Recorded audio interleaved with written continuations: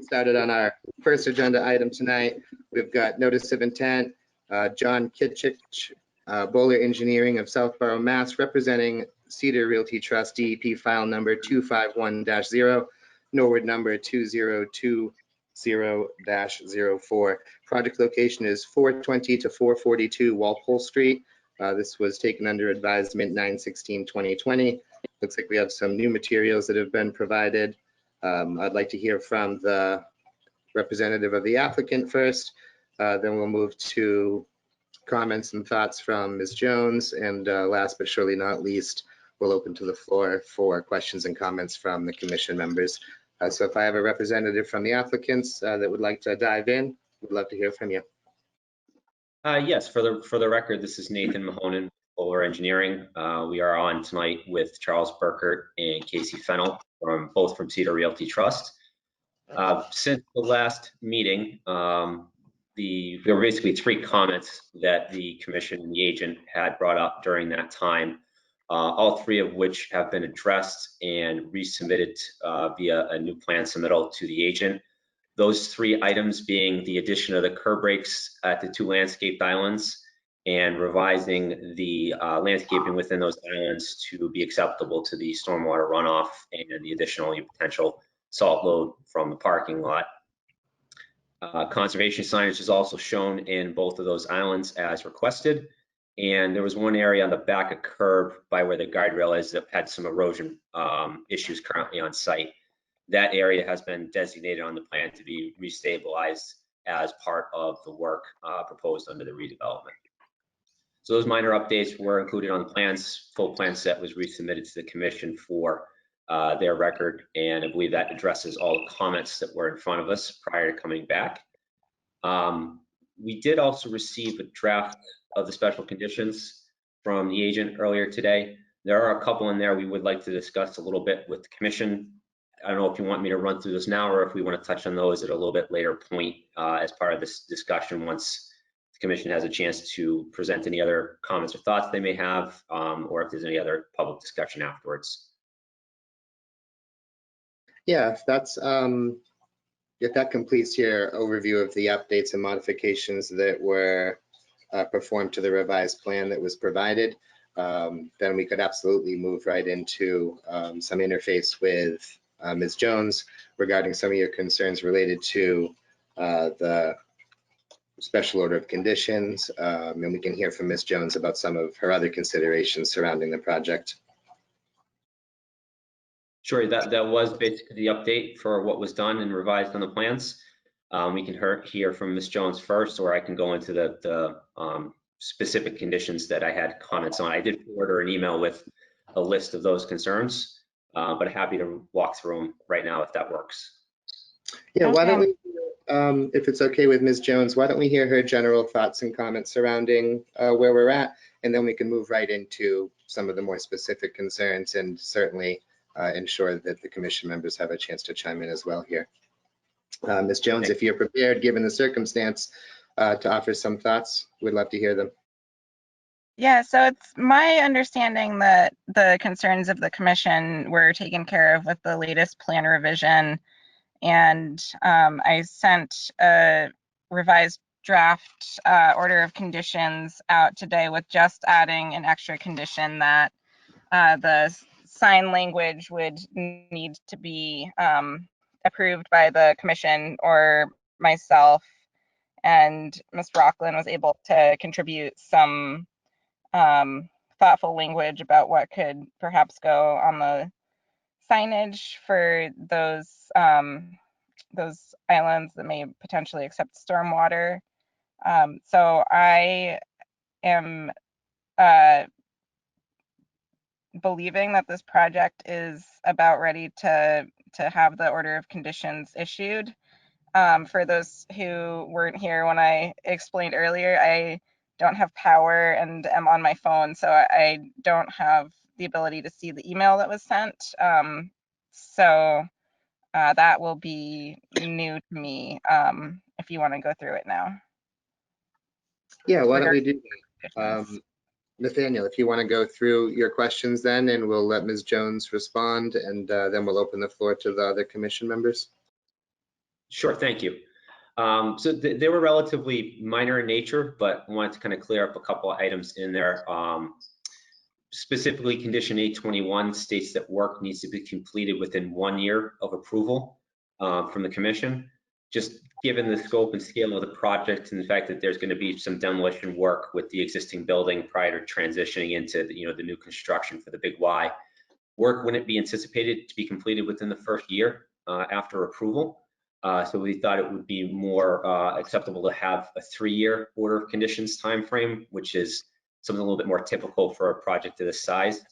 So that's what we were looking for on condition 821. Condition C1 talks about identifying an on-site construction supervisor, which I think is perfectly appropriate. The applicant's more than willing to do, but the end line in that condition states that all work is to be done under direct supervision of a professional engineer registered in the Commonwealth of Massachusetts. The PE generally will do construction observations as needed, on a basis as dictated by the commission or as needed by the applicant. We generally don't oversee, direct, or supervise construction activities on a day-to-day basis, and just thought that last line should read basically that work should be under the direct supervision of the construction supervisor. That's what they're going to be there for. That's what they're going to be designated to do. All their contact information would be provided to the commission so that if they needed to be reached at any point, they could, and they could have direct conversations with them. And then there were a couple of conditions in the B range that didn't seem to be applicable. They might have just been some slight carryover from the standard order conditions relative to construction of detention and retention basins. These obviously aren't applicable to the project as those aren't proposed to be constructed as part of the redevelopment. So we would just ask that those conditions that aren't applicable in that range just be removed. So as I noted, they're relatively minor in nature, but wanted to kind of get the thoughts from the commission, the agent tonight, and see if we could clear those up and make a couple minor changes as requested. Thank you, Mr. Mahonen. If we could just take a moment, Ms. Capizio, would you just verbally confirm your presence for us? Here. And Mr. Gear, would you also just verbally confirm your presence for us for the record? Here. Thank you, sir. All right, Mr. Mahonen, I'm sorry to kind of dive right in like that. Was that the non-applicable elements of the order of conditions? Was that the last concern that you had to present to Ms. Jones and the rest of the commission? It was, thank you. Excellent. Ms. Jones, would you like to respond to the concern specific to items 821, C1, and the general concern about non-applicable elements, and then we'll turn to the commission? Absolutely. The orders of conditions that I've seen from the commission have been 1 year, and then extensions have been applied for, and I think that is how the commission typically does things. I will leave it to the commission to determine whether a 1 year or a 3-year construction period before a renewal is more appropriate. The second concern was about the direct supervision of a professional engineer. I think that the important thing is that the work is done under the supervision of an engineer whose contact information is provided to myself and the commission, not that they are on site every day. And I'm happy to change the language to clarify that, and to remove references to detention basins. I think that I was trying to write something along the lines of a standard order, which would have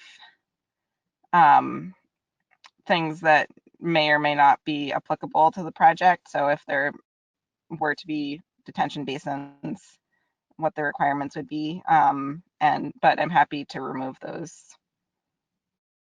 references. All right, thank you, Ms. Jones. I would turn to the commission then for general questions or comments based on the latest revisions to the plan and discussion. as well as any questions or comments related to the order of conditions or the questions that came out of it just this evening. Mr. Bamber, go ahead. I'd like to hear your opinion on whether we go 1 year or 3 years, Mr. Washburn. My opinion is that consistency is key with almost everything I do. And with that in mind, given the history and the general theme having been that we do a 1 year period with extensions applied for annually, I would very much prefer to just keep things consistent. That's my position. It keeps things easy to manage, maintain, and there's no concern about creating a reference point where someone else could leverage it in the future. So yeah, I just prefer to keep things consistent, and that's my opinion. I concur.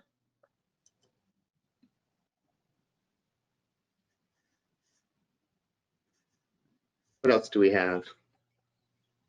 I will also say that I, having reviewed the plan, appreciate the level of effort that went into accommodating a lot of the requests, specifically the curb breaks and the modifications to the landscaping. So the next concern was the supervision, the phrase about direct supervision of a registered professional engineer, and then the comments about detention basins. Sure, yeah. Mr. Bamber? I believe Ms. Jones covered that thoroughly and we're all set following her advice. Agree.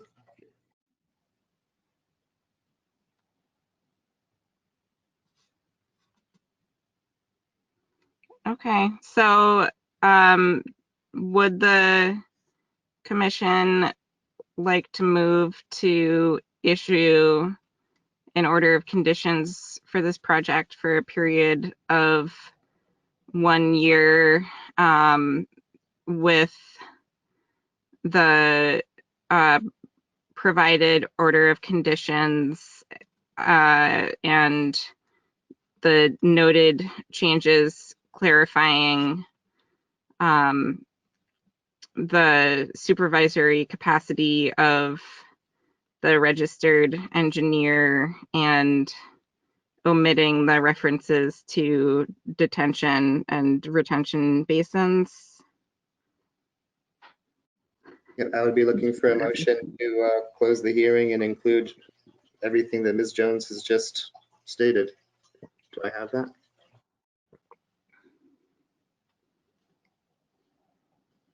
I'll make that motion. Great, I'll second Peter. Thank you. As we've been doing in the remote capacity, I'm going to go right down my list and just ask you to verbally state your position as we vote. Starting with myself, Steve Washburn is in favor. Aye. Chris Capizia. Aye. Peter Bamber. Aye. John Gear. Aye. Heather Miller. Aye. Carly Rockland. Aye. And Catherine Walsh. Aye. Thank you. So that will conclude that portion of tonight's agenda. Appreciate the representatives for the project being here and the project team themselves. We're going to keep this agenda moving tonight. Again, very full, very busy evening. Next on our agenda, we have the Jane Center of Greater Boston, 556 Nichols Street. This is continued from September 16th. Topic of remediation. Looks like we've got some revised materials that we can review and discuss. We've got a representative here for the Jane Center. Would love to hear from you now. As has been our format, I'd like to hear from the representative and then hear from Ms. Jones. Then we'll open to the commission for questions and comments.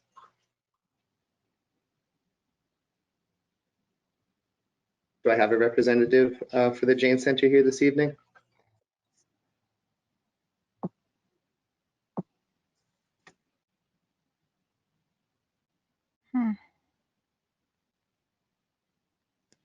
All right, well then let's just move to Ms. Jones's comments. Looks like we do have a revised restoration plan that includes native species as requested and some proposed fencing to deter, I think, folks from trespassing, if you will, on the area that's being restored.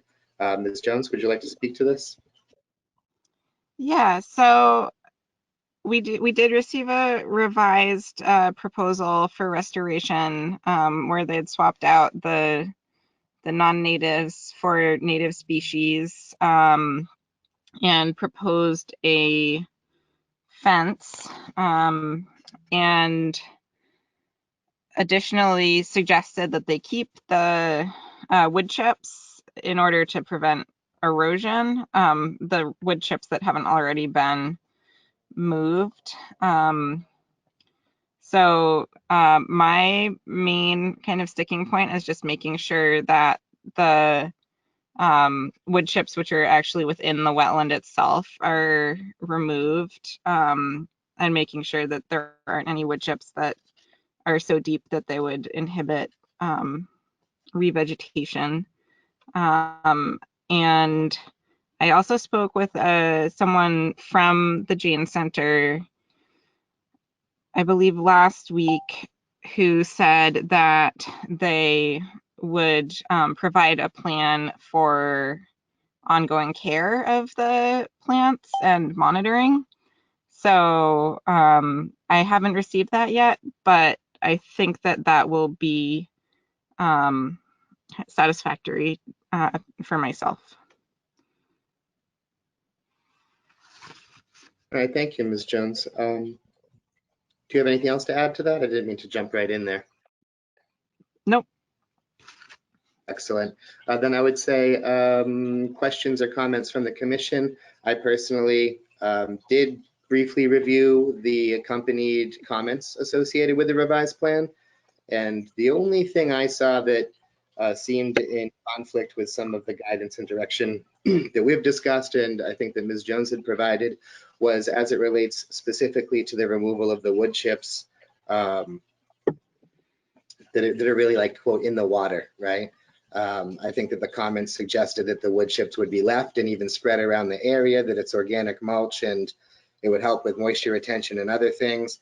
I believe that the direction and guidance provided by Ms. Jones and the rest of our team here was that the wood chips would be removed below the water line. So I think that was really maybe the only thing I'd like to hear a little bit more from you about, Ms. Jones.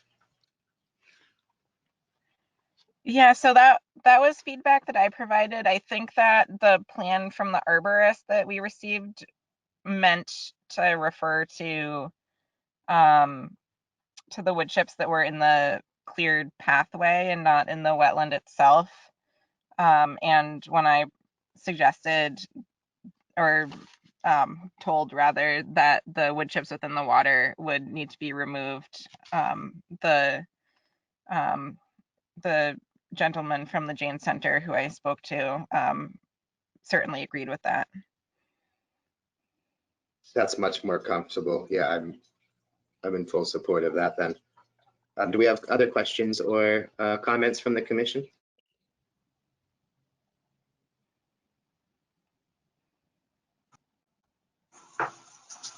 Mr. Gear?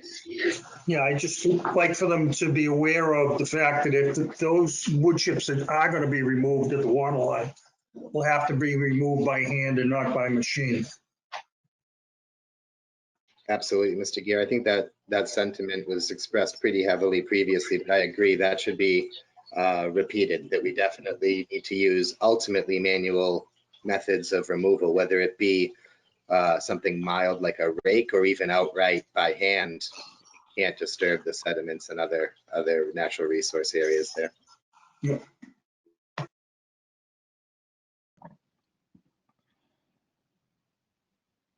Looks like we actually have the revised plan that was provided being shared right now on the screen by Ramonda, if any of the commission members haven't had the opportunity to review.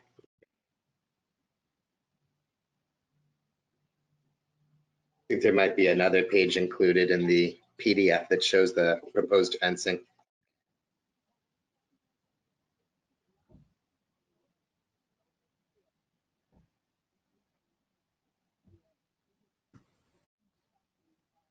So Ms. Jones, with the absence of any representative from the Jane Center, it does, however, still seem that we're we've come to a relative level of comfort with what's happening here. What do you recommend our next steps are? If the commission is comfortable with the proposed remediation plan with the addition of the removal of the wood chips from the water by hand, and the kind of ongoing monitoring and care plan, which the Jane Center had told me that they were willing to provide, I could issue an enforcement order memorializing that the plan, essentially memorializing the remediation efforts per the provided plan with those additional provisions. Since this isn't a public hearing, we can go ahead and kind of close the matter out tonight if we want to, even without a representative here.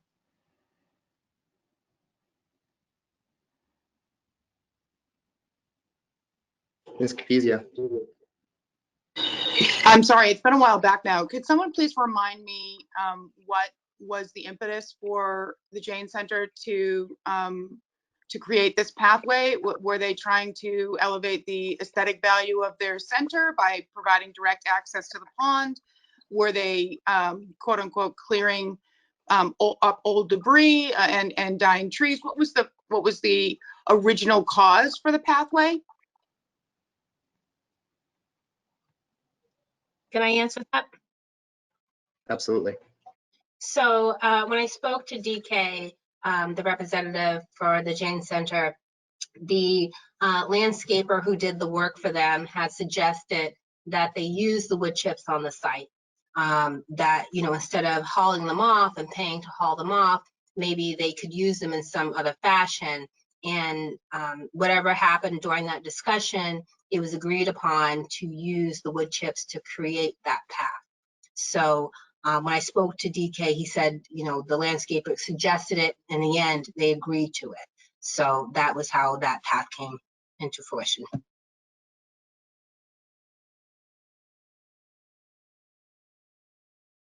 That's a good question. I'm glad that it was recalled and reviewed. Seems like a matter of relatively good intentions went south fast. So that was my point of asking. I just want to clarify that maybe we don't have the clear and total picture as to why the path was made. Based on the photographs that we've seen and based on the drawings that we've seen, it appears to have been an intentional way to create a direct access to the pond for viewing. So I just want to make sure, I don't know if there's a remediation plan in place, that there isn't going to be a second or third attempt in any other part of that landscape. I do know that once they were made aware of the violation, they were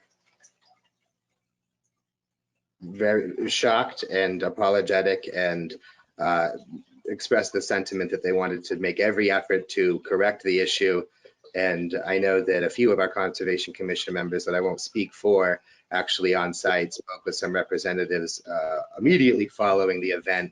And the sentiment that was expressed to me from those commission members was that it seemed like an honest mistake, that they were very much willing to correct the matter, and they wanted to do whatever they could within their resources to fix it and fix it fast. And I would say that you know, perhaps despite some of the grassroots level of effort that went into some of the planning and other materials provided, I think they have made a pretty exceptional effort given the circumstance, in my opinion.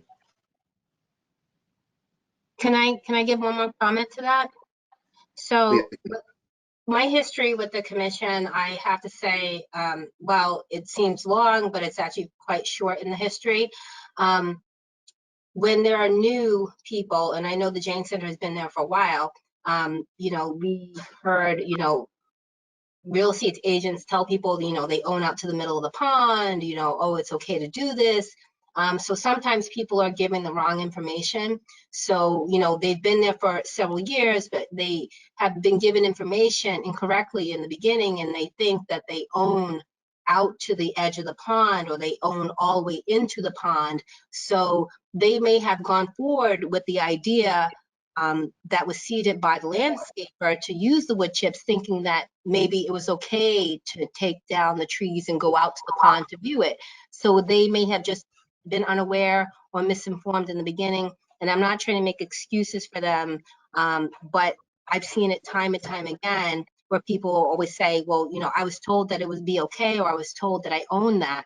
So a lot of misinformation goes back and forth, especially around that pond when new people come in. And not that it happens a lot, but we've had several issues come up, including a dock that was removed for someone who had bad information. So it does happen, and I don't think people do it intentionally. I just think that, you know, when it happens, it has to be corrected. But I don't think they did it intentionally to disrupt anything or to cause damage. It just, you know, it wasn't their land that they cut down, and they shouldn't have done it. But now they know, and they are very apologetic about it. Yeah, thank you. Thank you for saying that, Ramonda. I agree. Mr. Bamber, please. Yes, and myself and John Gear can concur with that statement. We obviously, Ramonda's experience in serving us this last 35 years. We appreciate all that time, Ramonda, 35 years. And Oh my God, John, I'm not a day over 28.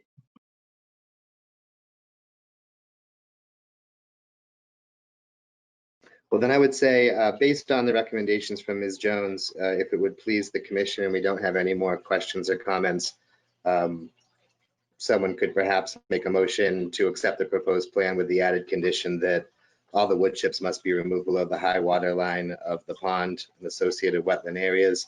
The wood chips within the buffer zone may stay, provided they don't exceed a depth of 2 inches from the soil surface. I would make that motion as stated by Chairman Washburn. Do I have a second? I'll second. Thank you, Chris Capizio. As we've been doing in remote capacity, to vote, we're just going to go down the roll call of the commission members, and I'll ask you to verbally state your position and vote. Starting with myself, Steve Washburn is in favor. Aye. Chris Capizio. I'm in favor. Aye. Peter Bamber. aye. John Gear. Aye. Heather Miller. Aye. Carly Rockland. Aye. Catherine Walsh. Aye. Thank you. All right, so I think that we're seeing a brighter future at the Jane Center. I appreciate everyone's attention to that matter. We're going to keep it moving on the agenda. Next up, we have notice of intent continued from September 2nd, 2020. We have Allen and Major Associates, Inc., representing Connor Flanagan Bird Incorporated, DBA Certainteed Roofing. This is DEP file number 251-0516, Norwood number N2020-03. Project location is 1077 Pleasant Street. This is continued from September 16th, 2020. As has been the pattern, I would hear from the representatives of the applicant, and then Ms. Jones, and last but not least, the Conservation Commissioners. Thank you very much, and good evening. I'm here representing the applicant. My name is Ryan Bianchetto from Allen & Major Associates, landscape architect and project manager. And unfortunately, Travis Hinman from Ramble is not able to make it tonight. He was also unfortunately hit by that power outage where those winds whipped through. Luckily, my power's still on. Even though it sounds like we got about 50-mile-an-hour winds. So just a quick, some quick updates. I did notice also that Claire from LEC is on as well, so I'm sure she may want to provide some feedback on the latest developments. So there have been a number of big updates since the last time we've met. The applicant's team did provide a response memo and plan updates since the last hearing. And then also the last big update was that we completed a wildlife habitat assessment by a wildlife biologist. and that was submitted as well at the request of both DEP, LEC, and the town of Norwood. So all that information was provided to Claire at LEC and Holly at the town.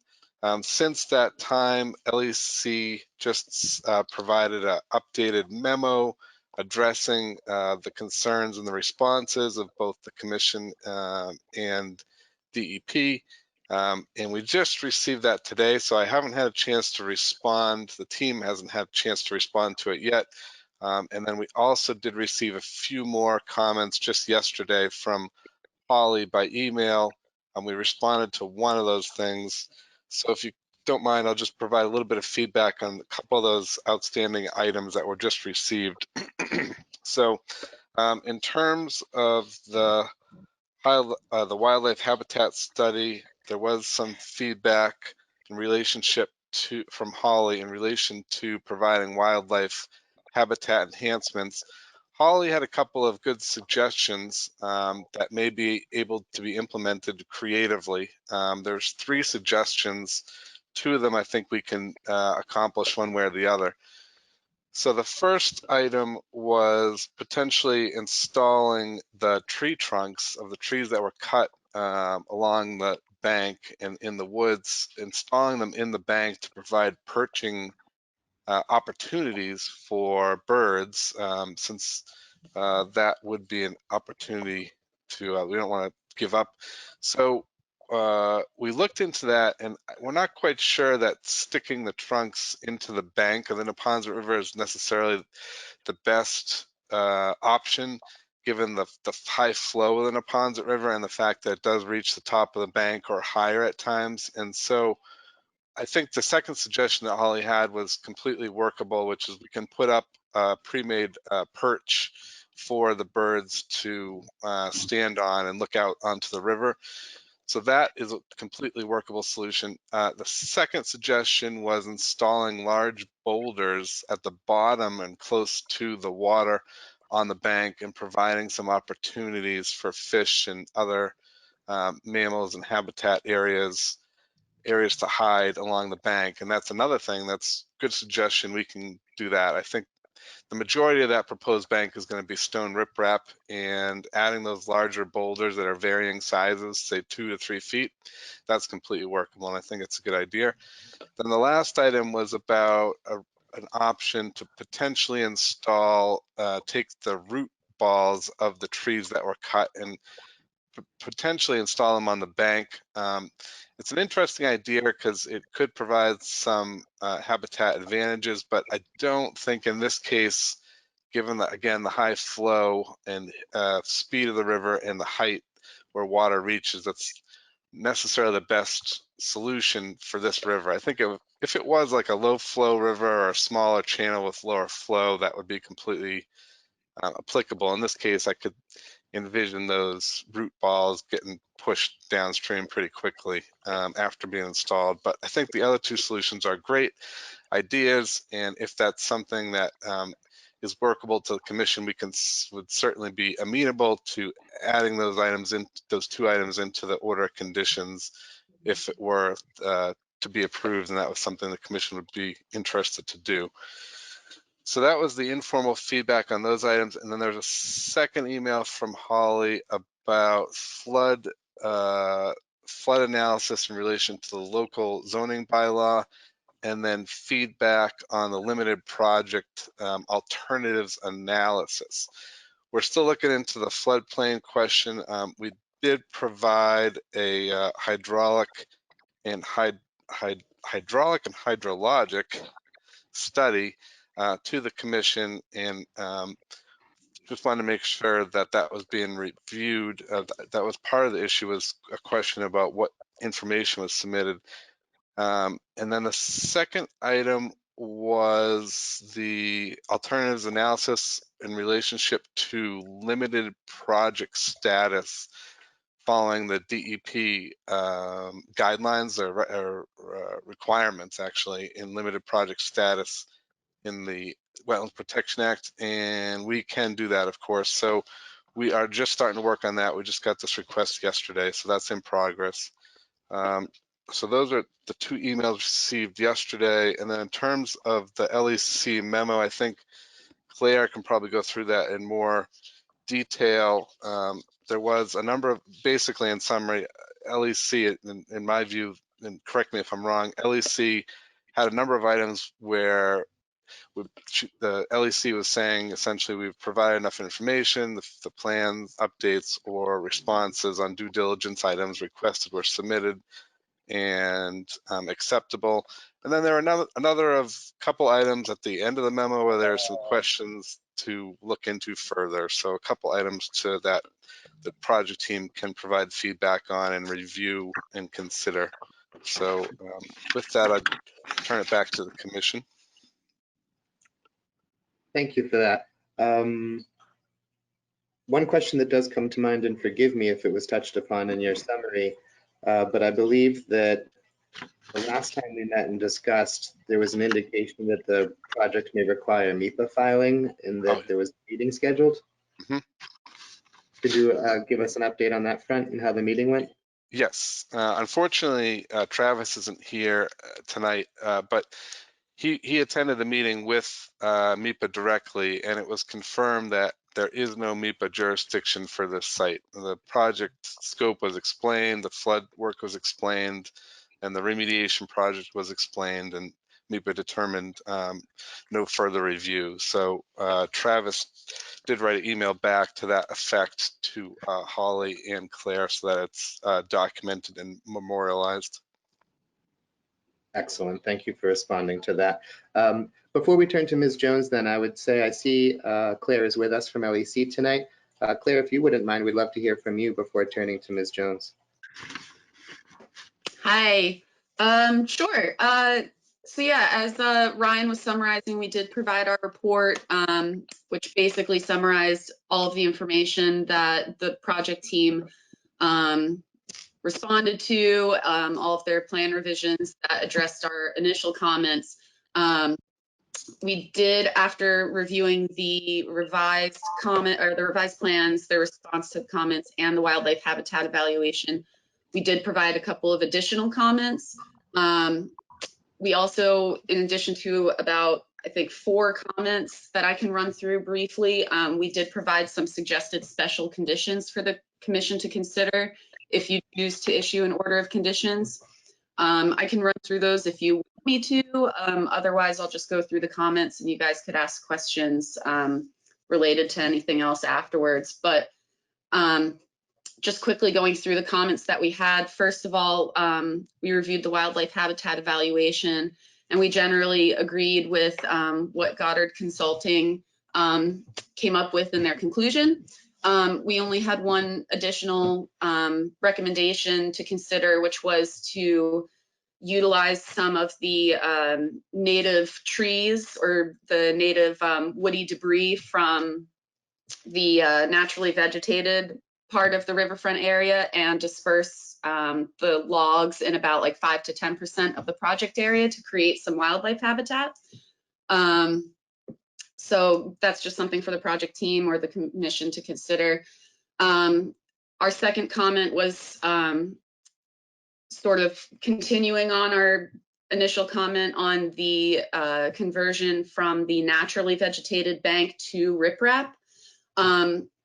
We recognize that the applicant provided a thorough alternatives analysis for softer bank solutions.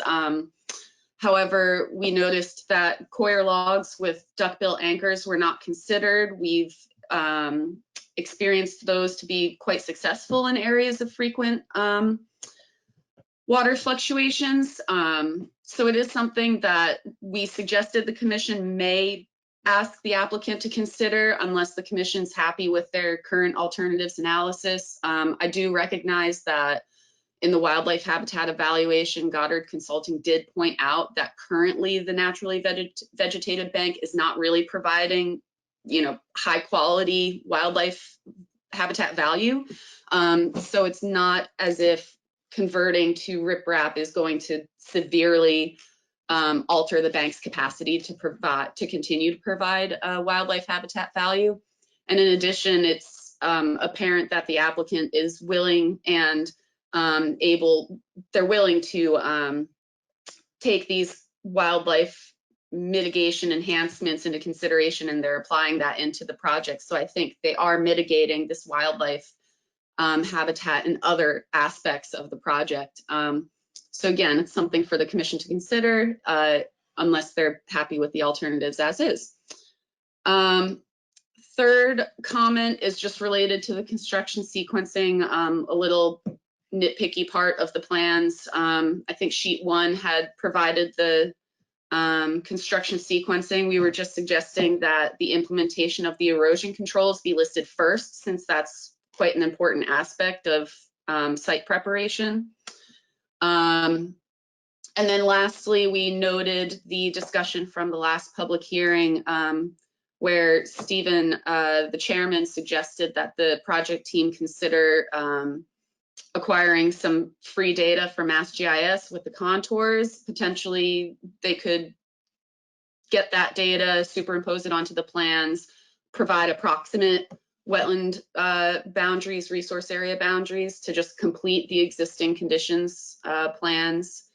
And then lastly, I actually realized this isn't in our report, but I only just noticed this as we were discussing Holly's comments, that the planting plan does include buttonbush at the top of the bank, and buttonbush is an obligate species. Typically, they would do much better in flood-prone areas. I'm wondering if the project team might consider like maybe sweet pepperbush, since that is much more common in that upland area. So maybe that's a good switch out. I think the other two plants would be fine. They seem to be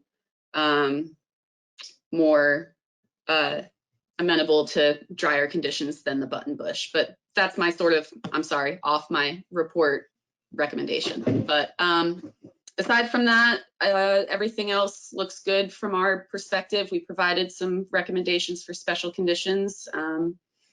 And that's it. I'm happy to answer any questions you guys have for me if you do. Thank you so much. Ms. Jones, I think we'd love to hear from you and your impression on this. And I guess maybe my hope is that maybe you had a chance to digest the peer review report in a little more detail than I was able to, and could provide some advisement to the commission. Absolutely. I think that Ryan and Claire did a great job summarizing some of the back and forth that we've been having. The two main findings that I pulled from the peer review report were the additional habitat suggestion of providing some woody debris in a portion of the site as cover, and also the suggestion that the commission, if they want to further pursue a potential soft, like vegetated bank, ask the applicant to consider core logs. And otherwise, yeah, those were kind of the two things that stuck out to me in terms of major plan change potential. And so I think that's all I have to add. The project, as a limited project, the commission has the ability to waive certain standards from the inland wetlands guidelines, but is not obligated to waive them. So I just want to remind you all of that, because the project is a limited project, you don't have to waive the standards for BLSF, for example, or for bank, but you may choose to do so. So that's all I have. Excellent. Thank you, Ms. Jones. I would then open the floor for questions and comments from the Conservation Commissioners.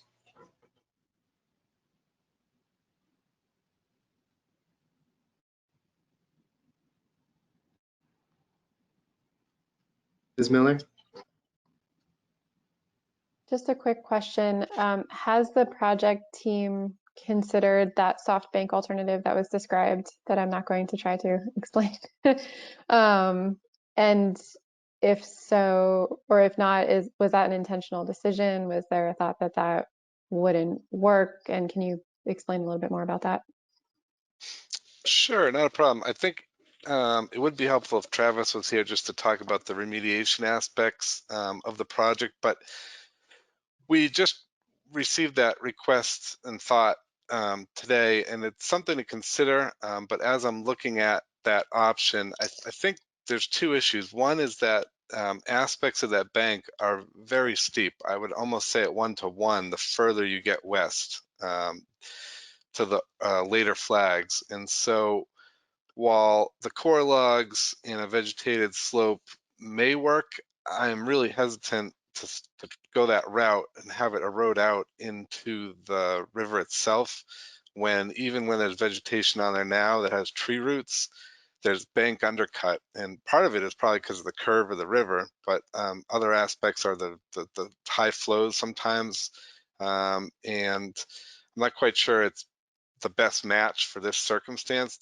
The other major concern is what Travis had brought up as part of the remediation efforts, is the riprap does protect from the bank erosion and is a little bit more stable when it comes to not wanting to expose the materials that are left in place in that soil. And so there's a cap at the top, and there's the soil geotextile fabric. And I think the team is quite leery of that material being eroded and pulled into the river, and where the riprap provides a little more protection. Again, there's some other areas that we can provide mitigation in regards to the habitat. While the habitat study did mention it's not as if this is it's a highly valued habitat area with huge habitat features to recreate. We're still making efforts to mitigate. So like the perches, and I think the request that LEC and suggestion had about taking the tree trunks, instead of putting them in the slope, spreading them throughout the site, that's a great idea. I think that's another opportunity for habitat where the logs are on a stable surface and providing some opportunities for cover, et cetera. So that's the direction we'd prefer to go.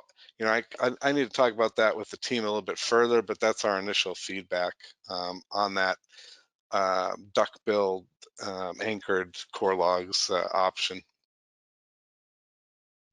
And thank you for those thoughts and comments. I see you, Mr. Bamber.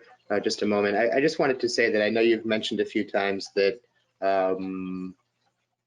in Travis's absence, this has been a little more challenging, but I would just say that you've done a wonderful job of representing the project and answering our questions. So I would always say that if you feel you want to request a continuance based on his absence, that would be something we would obviously consider. I think you're doing a wonderful job.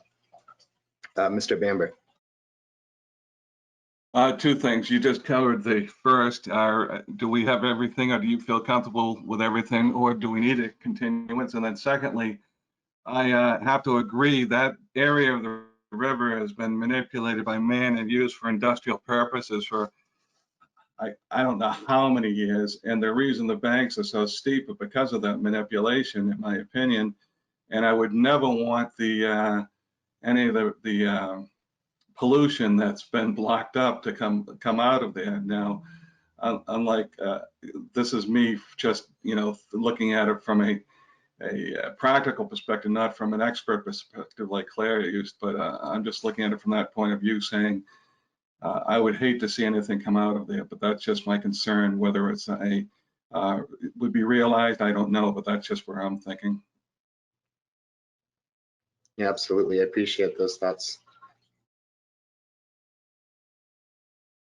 I have other questions or comments from the Conservation Commissioners.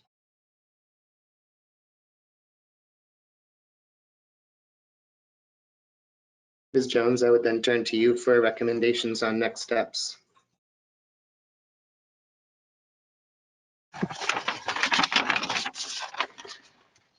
I think that my recommendation would be to continue the project in expectation of receiving the revisions based on the habitat suggestions. I believe that the project meets the floodplain overlay district zoning bylaw that I had a concern about, but want to look further into it. But I think that just getting those revisions to the habitat area would, I think, address most of the concerns raised.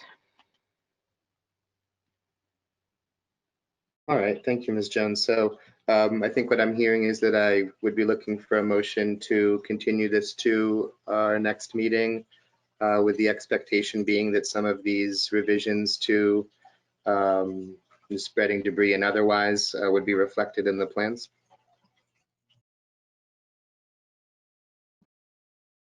Does that sound good to you, Mr. Bianchetto? Yes, and pretty impressive in pronouncing my last name. Nobody. My wife has trouble with people pronouncing her new last name from 15 years. Sometimes first names too intimidated. Yeah. I make a motion to continue it to our next meeting at a time to be determined. Yeah, that's acceptable. I'll second that. Thank you, Mr. Gear. We'll take a vote now, as we've been doing in remote capacity. I'll go down the list of conservation commissioners and just ask you to verbally express your vote for the record. Starting with myself, Stephen Washburn is in favor. Aye. Chris Capizia. Aye. Jacob Amber. Aye. John Gear. Aye. Heather Miller. Aye. Carly Rockland. Aye. Catherine Walsh. Aye. Thank you very much. And thank you for being here tonight, Mr. Bianchetto. Great. Thank you very much. Appreciate it. Happy to continue, and we will work on providing that additional information back to the commission. Thank you very much. Thank you. And thank you for being here tonight, Claire. All right, next up on our agenda, we have request for determination of applicability. We have Matt Donovan of Fair Dermody Consulting Engineers representing Keolis Commuter Services for the determination of resource area boundaries in the railroad right-of-way for the vegetation management plan for the years 2021 through 2025 for the railroad right-of-way. As we've been doing, I would hear from the applicant and then turn to Ms. Jones, and then last but not least, the Conservation Commissioners. Good evening. My name is Clary Kutu. I'm Director of Environmental Compliance for Keolis. I'm here with Matt Donovan from FDCE. He will be doing the presentation of the maps. Before you is an RDA for review of the delineations of resource areas within your town for as a requirement for the VMP that will be approved and permitted under Mass DAR for the years starting 2021 through 2025. We are requesting tonight a negative determination. So with that being said, I'll just pass the baton to Matt, and I'll be available for questions. Thank you. Everyone, thanks, Larry. Excuse me? No, we'd love to hear from you, Mr. Donovan. I just wanted to be sure that if you intended on sharing digital materials that Ms. Morgan had provided you with permissions to do so electronically here. Yeah, so I was hoping to do that, if you don't mind allowing that. Amanda, can we provide Mr. Donovan with permission to share materials?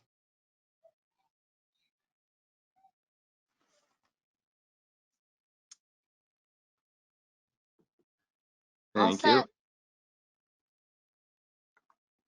Thank you, Amanda. Mr. Donovan, please proceed. Sorry for the interruption. Yeah, so this is Thank you. This is Matt Donovan from FTC Engineers. This is our vegetation management website for Keolis. It includes the 5-year vegetation management plan, the yearly operational plans, and the maps for all the towns that the railroad runs through. We do provide this information to you via certified mail as required in the requirements and regulations, but the link for this was included in the submission for anyone who does want to stay updated throughout time. So I did pull up your map, or actually I don't think I did, but you can scroll down to Norwood, where you can access the map that we've submitted to you. So the RDA was submitted to your commission required by CMR 11 and specific sections of CMR 10, requiring us to submit the delineated maps of the railroad right-of-way to confirm that the boundaries of the resource areas are accurate. The requirements are part of a 5-year vegetation management plan designed to manage and control vegetation necessary to keep the railroad and public safe. This plan is currently in the review process of the Massachusetts Department of Agricultural Resources, who's the issuing authority for this. As the plan is executed, great measures are taken to keep sensitive areas protected, and the sensitive area restrictions are listed and described in detail and can be found in CMR 11.04 as well as Section 8 of the Vegetation Management Plan. The plan is regulated federally and state and municipalities levels, and as part of the 5-year vegetation management plan, your commission, the Board of Health, the Board of Selectmen, and the Department of Agricultural Resources are supplied annually with a yearly operational plan, which is consistent with the 5-year vegetation management plan and goes into more detail on the vegetation management activities each year throughout the 5-year program. So you should have received this via certified mail each of the last 5 years, and we will continue to do so in the future. The vegetation management plan includes an integrated vegetation management approach where chemical application as well as physical and mechanical methods are used to combat the vegetation. Best management practices are used throughout the plan in an effort to limit the use of chemical application, which has been an objective of Keolis. The maps that we provide you with are mainly made for the chemical portion of the plan.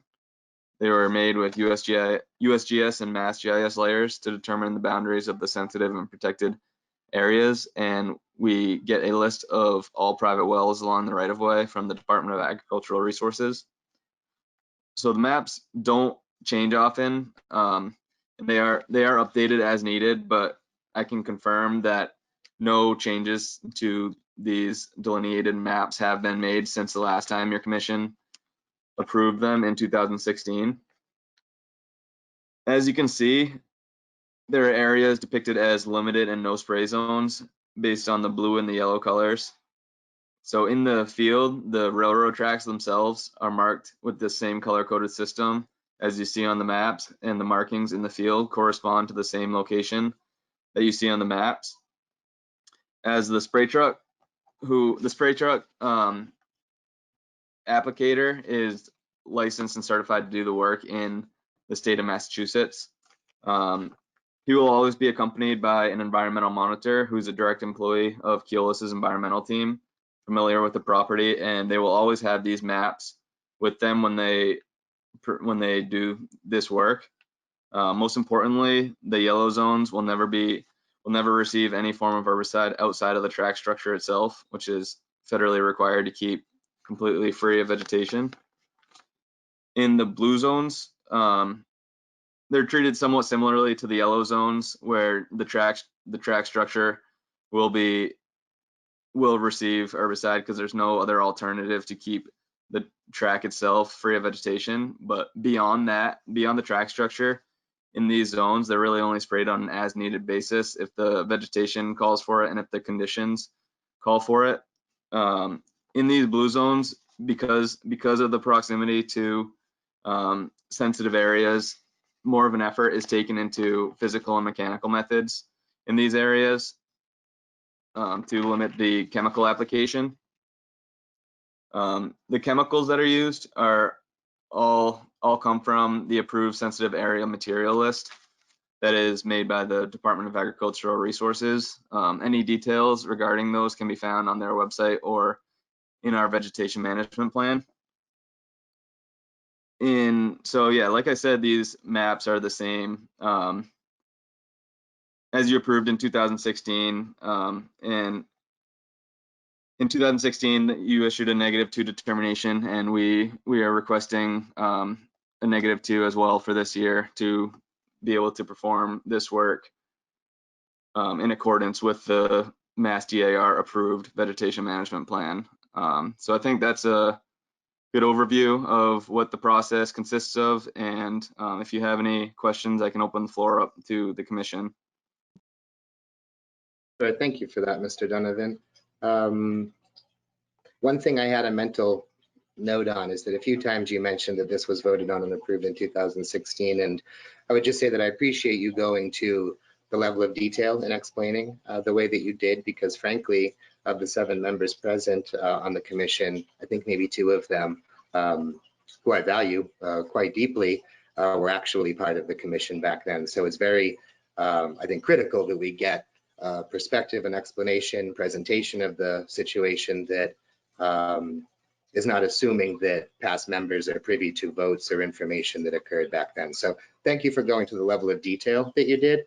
I would turn now to Ms. Jones to get some input from her. I do know that there was some consideration surrounding a site visit and some complications surrounding that I'd like to hear from her about. Yeah, so unfortunately, I like to go out and review wetland boundaries for RDAs and notices of intent, and wasn't able to do so prior to the hearing, essentially because of the required safety training and struggling to determine the accurate or a way to pay for the training. I had actually asked that the applicant pay for me to do the training if it was required for the review. But even were the town to pay for it, it would take quite a long time to kind of go through the invoice process.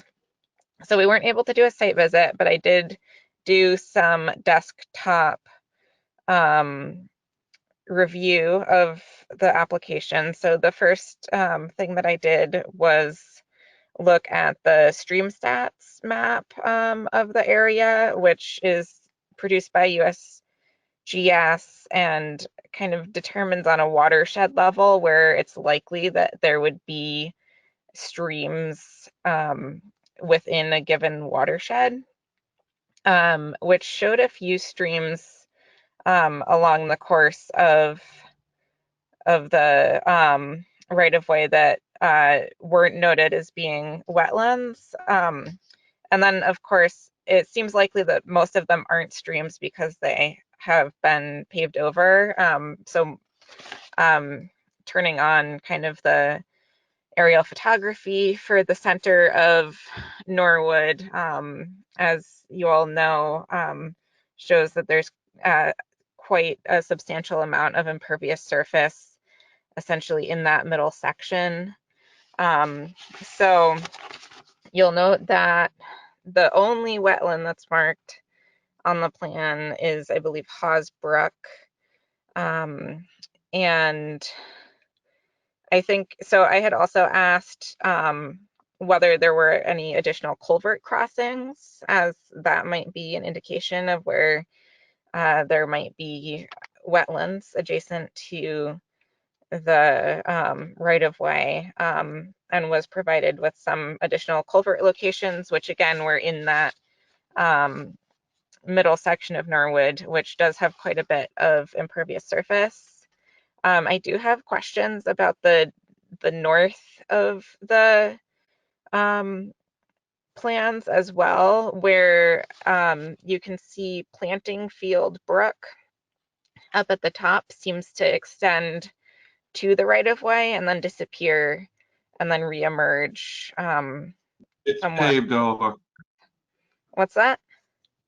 It's paved over. It's there, but it's underground. Okay. Where you see it, it resurfaces above ground down there. Okay. So probably not a wetland then. In that area. So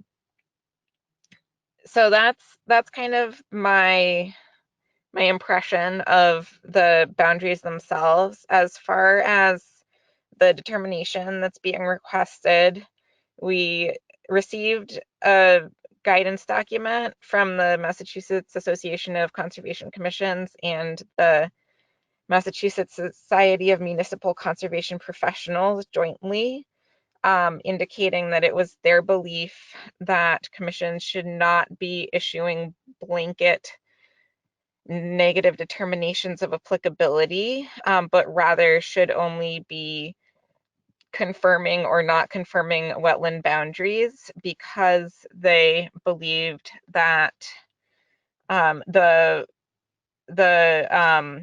vegetative management plan was exempted herbicide application in buffer zones, but not in wetlands, and did not exempt mechanical vegetative removal from further review of the Conservation Commissions. So they believed that the Wetlands Protection Act would still apply within the boundaries of the delineated wetland areas, and that some portions of it would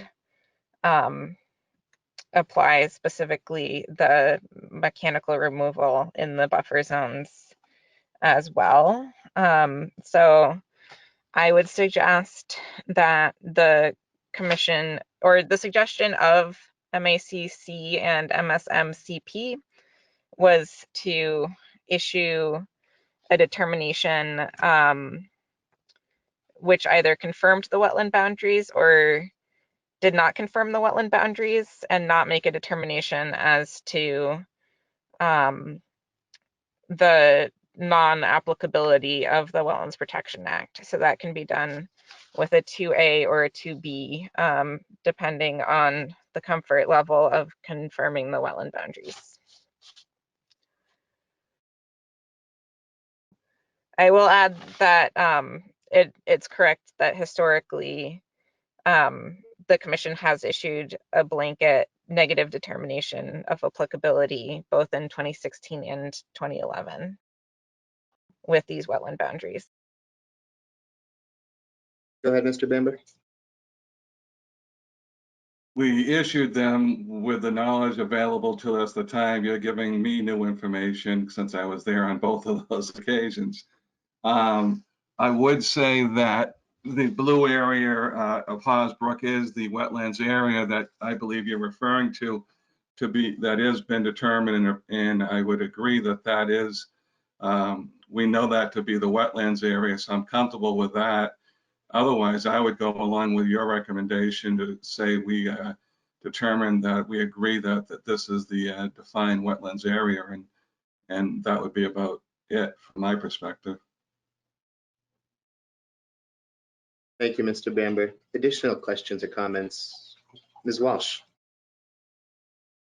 So Holly, do you feel like you can do that without doing a site walk, or do you feel because you're new that you would like to go ahead and do a site walk before you do that?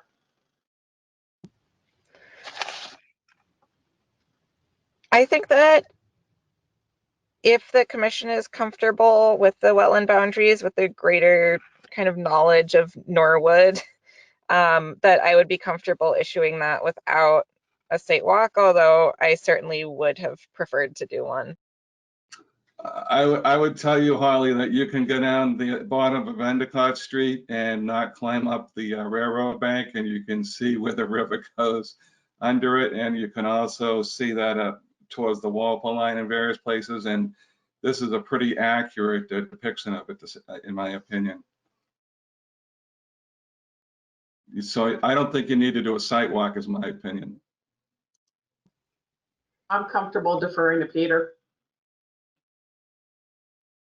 I think that was a great question, Catherine, and I think that Ms. Jones, you're taking the position of kind of looking to draw from some of the institutional knowledge that exists with folks, quite frankly, like Mr. Bamber, who's just chimed in, makes a lot of sense to me. So I like everything that I'm hearing. Any more questions or comments?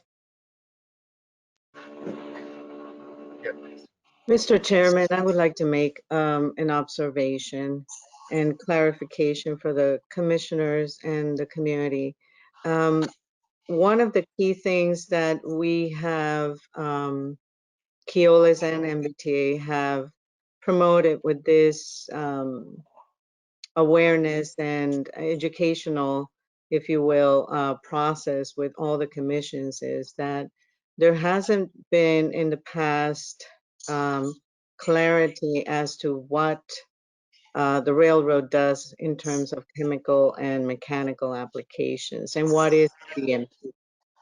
And for us, it's really important that all commissioners and all community members understand that the sole objective of vegetation management for railroads is very different from that of utility companies and highway, because we have to oblige to a federal mandate to maintain the right-of-way clear of vegetation for the safety of passengers, the community, and also the environment and our employees.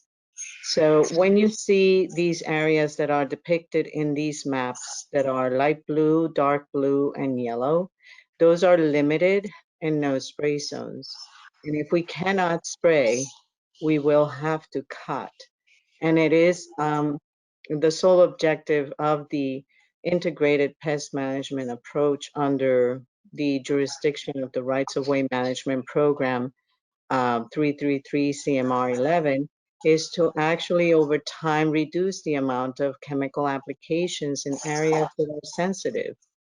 So what we do and what I've proposed and promoted over the last 3 to 4 years is where we don't need to spray and we prefer to cut simply because it's much, it's over time sustainable. So the application of herbicides goes hand in hand with the mechanical and physical controls. You cannot have one without the other. And that's really important. And that's why one of the reasons I've made it my objective to be present in all of these meetings, 100+ meetings, is to make sure that the commissioners understand in transparency what it is that we are obliged to do as part of our vegetation management. I understand the guidance that came out from MAC. I work very closely with both Dot and Michelle. I've worked very closely with Lisa Rhodes and Stephanie Mora, and we're still working very closely with them. An amendment or legislative change on policies in terms of Wetlands Protection Act and how the railroad is exempt is not something that we'll see in the next few months. It might take over a year for that to transpire. But in the time being, what I believe is really most important for the commissioners in your town, residents to understand is that we are going to continue maintaining vegetation along the right-of-way. And we are going to continue doing so to ensure that we have safe operations. So with that being said, if you have any questions, I'll be gladly to oblige with as much information as I can provide you. Thank you for that, Ms. Kuchu. Mr. Gear, thank you for your patience. I'd love to hear from you. Yeah, my question is the management, the term you use management, and it includes insecticides and mechanical cutting. Is there ever any plan given to the amount that's cut back to the extent that it kills the tree and then there's no infiltration from vegetation around the track side? Specifically, can you give me an example, because I'm unclear as specific. Okay, specifically, if you look at Upland Road, which is on the north end of the track towards Westwood. Okay.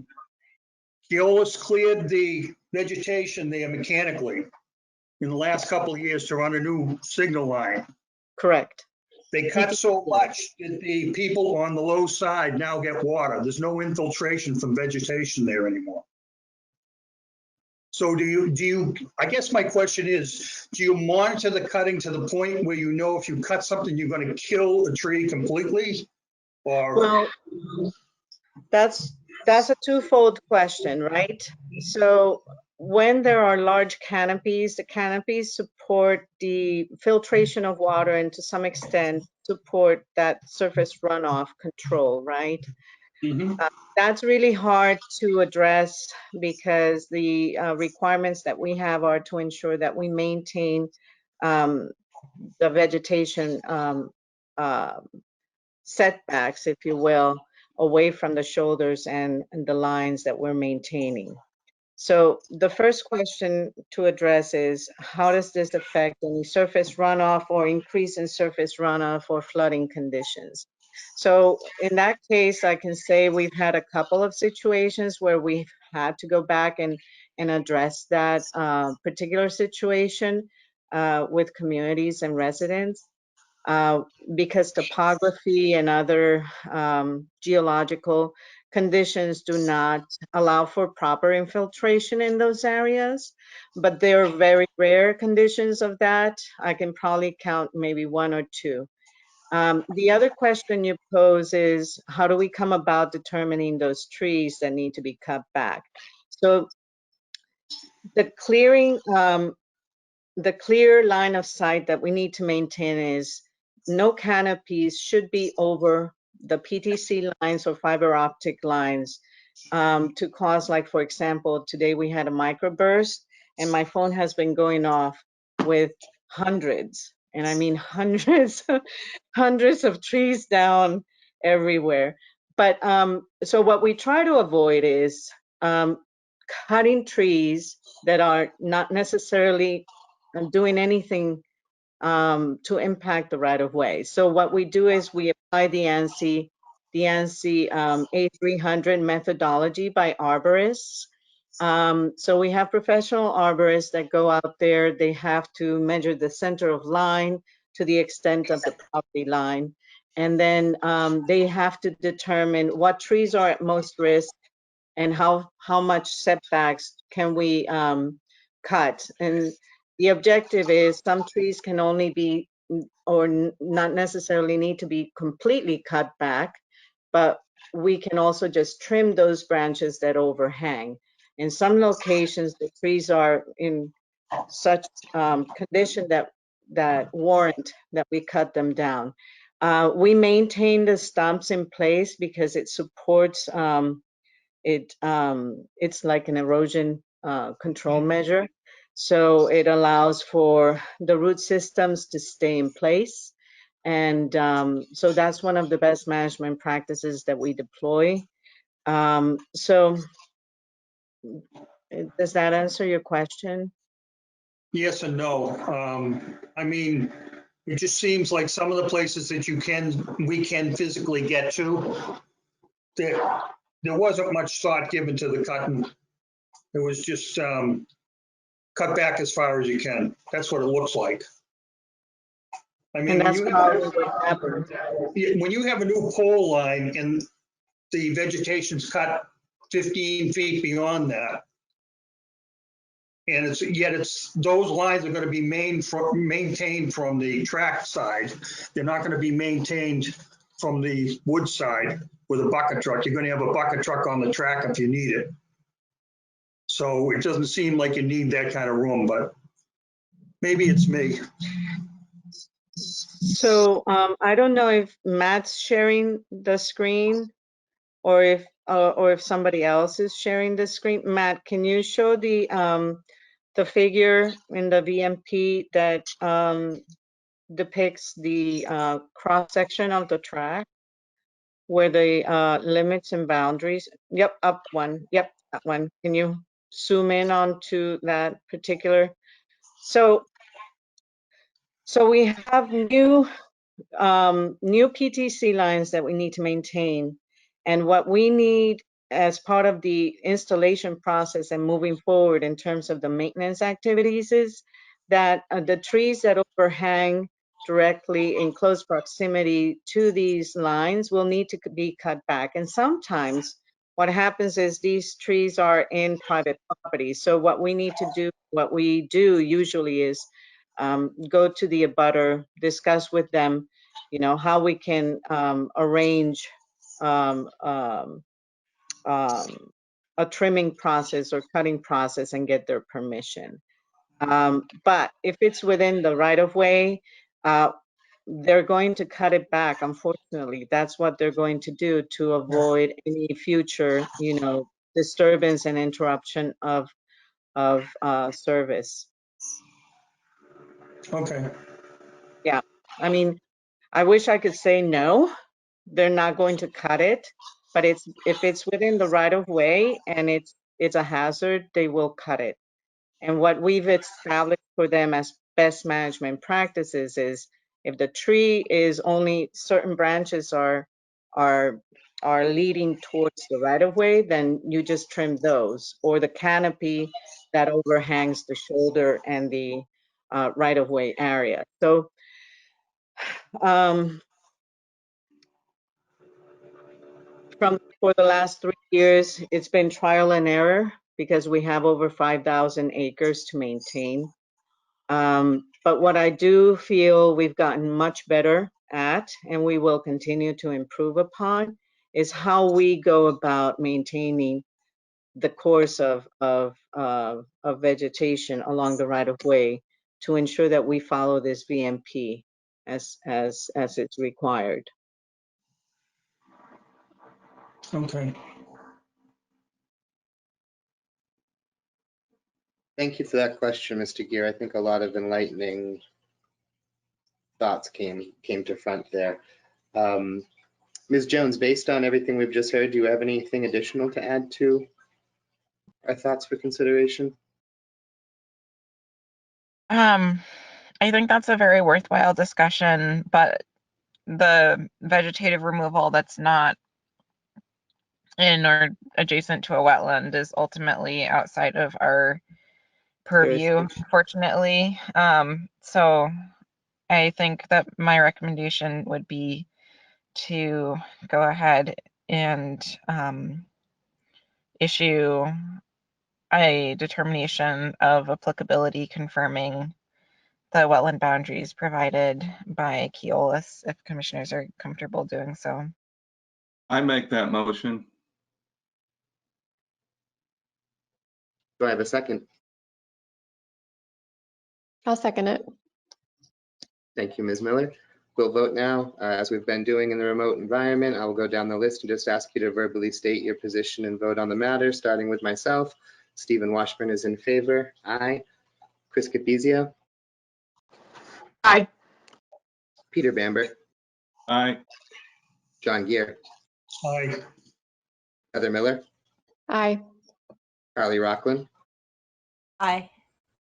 Catherine Walsh. Aye. Thanks very much. And I would like to say a big thank you to Mr. Donovan and Ms. Kutu, if I have that right, for the time and energy put into the presentation. I think that I learned a thing or two that I appreciate. Mr. Chairman, can you clarify for the record what determination was voted for tonight? Sure. So there was a positive vote on the motion that was made to issue a determination of applicability confirming the wetland boundaries presented in the plan. Is it a 2A?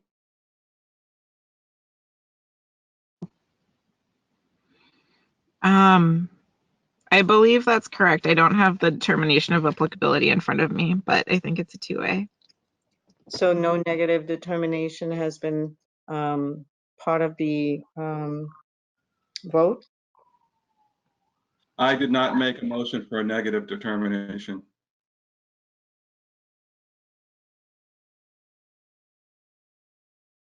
Okay. So when there is a positive determination, and just for the record, it will require me to appeal because a positive determination automatically requires us to issue an NOI. And that's just for the record. But I appreciate your time and energy.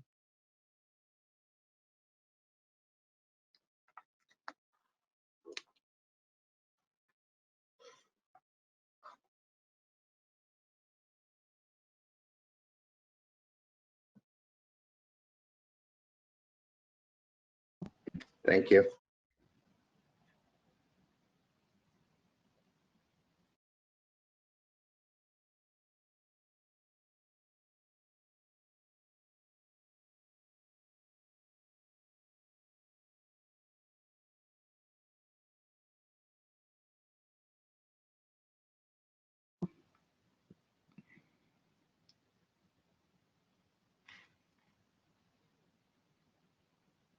Okay.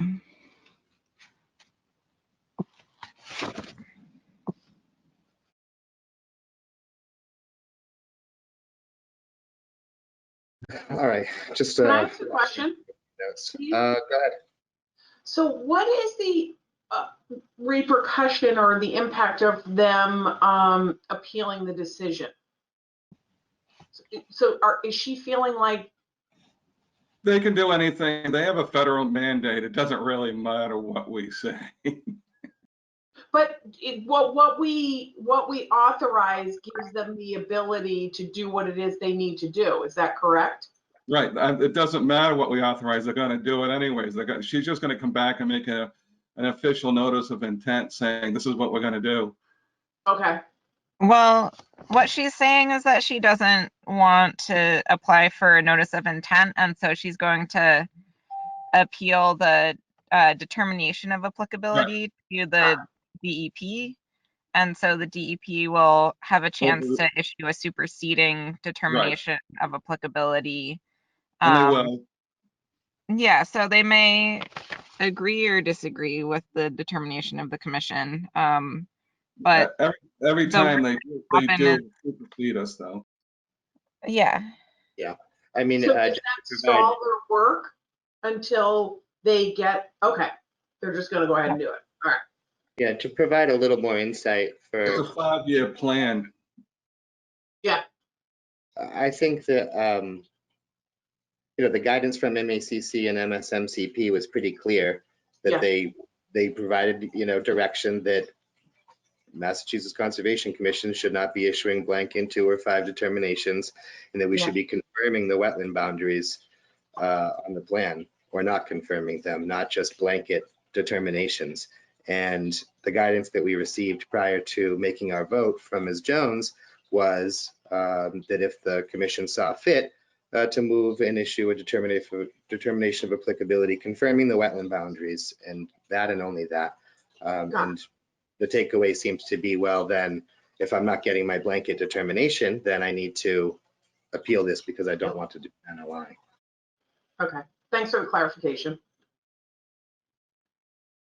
But bottom line to your question, they're going to do it anyway. Yeah. So. Correct. Okay. Getting late and we still have some more on the agenda. I appreciate everyone's patience, in particular those that have been waiting for this next item. On our agenda next, we have an MBTA railroad right-of-way project location and a conversation scheduled related to an Eagle Scout project, more specifically installing kiosks at Endine Park. We have Ryan Larson, who is an Eagle Scout candidate here tonight, and we also have, I believe, Mr. Greeley joining him. Mr. Greeley is the chair of our Trails Committee, and he also contributes to a number of other endeavors in our community that certainly don't go unnoticed by myself. With that in mind, I would love to hear a little bit about where we are from either Ryan or Mr. Greeley. Do I have the name right? I have Ryan Larson, but I see Eric Larson on GoToMeeting. Just that shares. No problem. Okay, very good. Thank you, Ryan. Please go ahead. Well, my project. Well, first, I'm a Boy Scout at Troop 44 in Walpole. I'm a Life Scout, and I live on Thompson Road, right off of Mylod Street. And Endine, I go biking on Endine Trail a lot, and I have my proposal finished for my Eagle project. And when I go biking there, I notice a lot of people are asking me about where exactly the trail ends or the specific parts of the trail. So I thought it'd be a good idea to install 2 kiosks with maps and other information so people would know where to go. I think that's a great observation. I do know that there's been a lot of progress made in the realm of trails mapping in Norwood, and having a kiosk at a trailhead or other accessible point, if someone can see a map or maybe even collect a map to take of their own, is invaluable. So yeah, absolutely. So could you tell us a little bit more about the plan that you formulated? Yeah, can I share my screen? Sure. Ms. Morgan, could we give permission to Ryan to share his screen?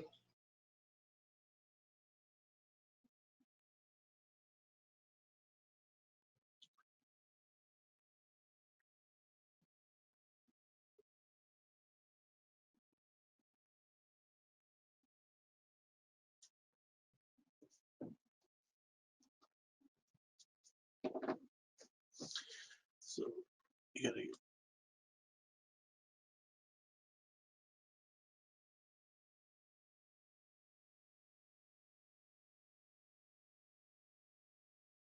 I'm sorry, Ms. Morgan, did you catch me? Can we give Ryan Larson permission to share his screen? I think he's registered as Eric Larson right now in the meeting.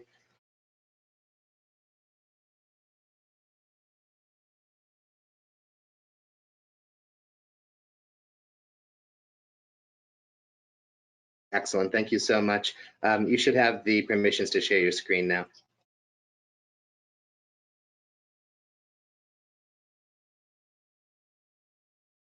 Yep.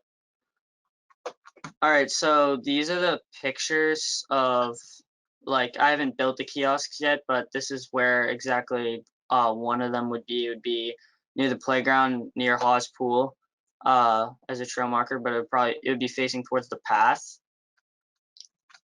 This is another idea. It's a little bit farther back. Let's see that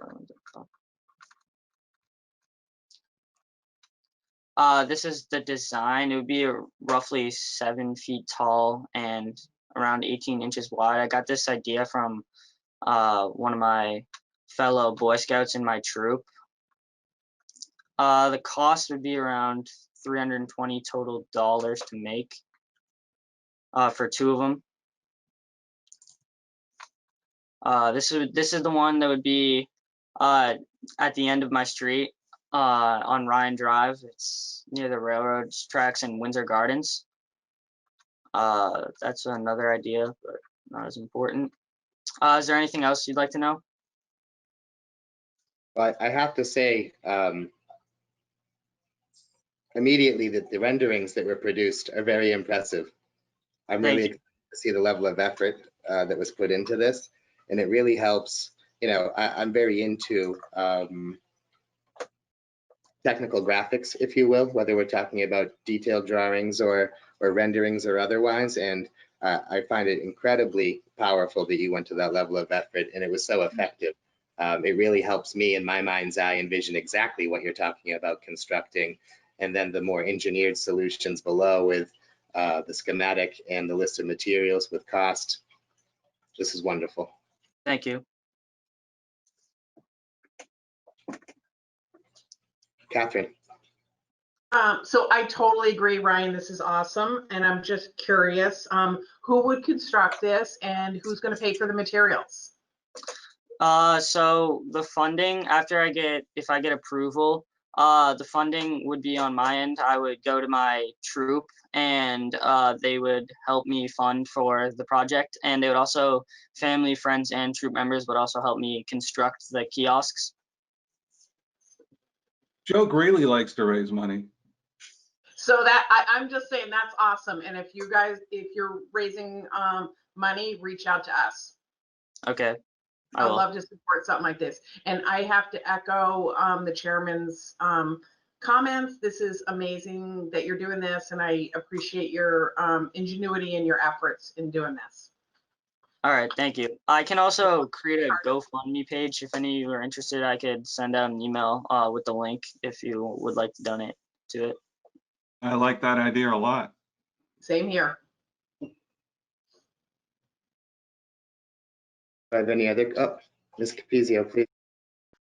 Yeah, I like that idea as well. I mean, not just for the fundraising aspect, but for the visibility aspect. I think it would be great for us to utilize that link or any kind of flyer or anything that's put together around this project to advocate for it and to share it with our community. So if you want to generate a GoFundMe, even if you are able to raise the capital or at least part of it, I think it would be a great way to share the work that you're doing, and also any other paraphernalia, any other flyers or collateral materials that you generate around it. So pardon me for the backlighting here. Thank you.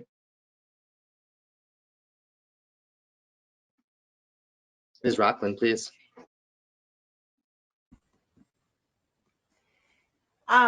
Just for clarity's sake, so if I'm trying to figure out where everything is located. So when I walk into Indian Park, you know, there's the pool on my right, Yep. and then one of the signs is up there on that main path as you walk in, correct? Right.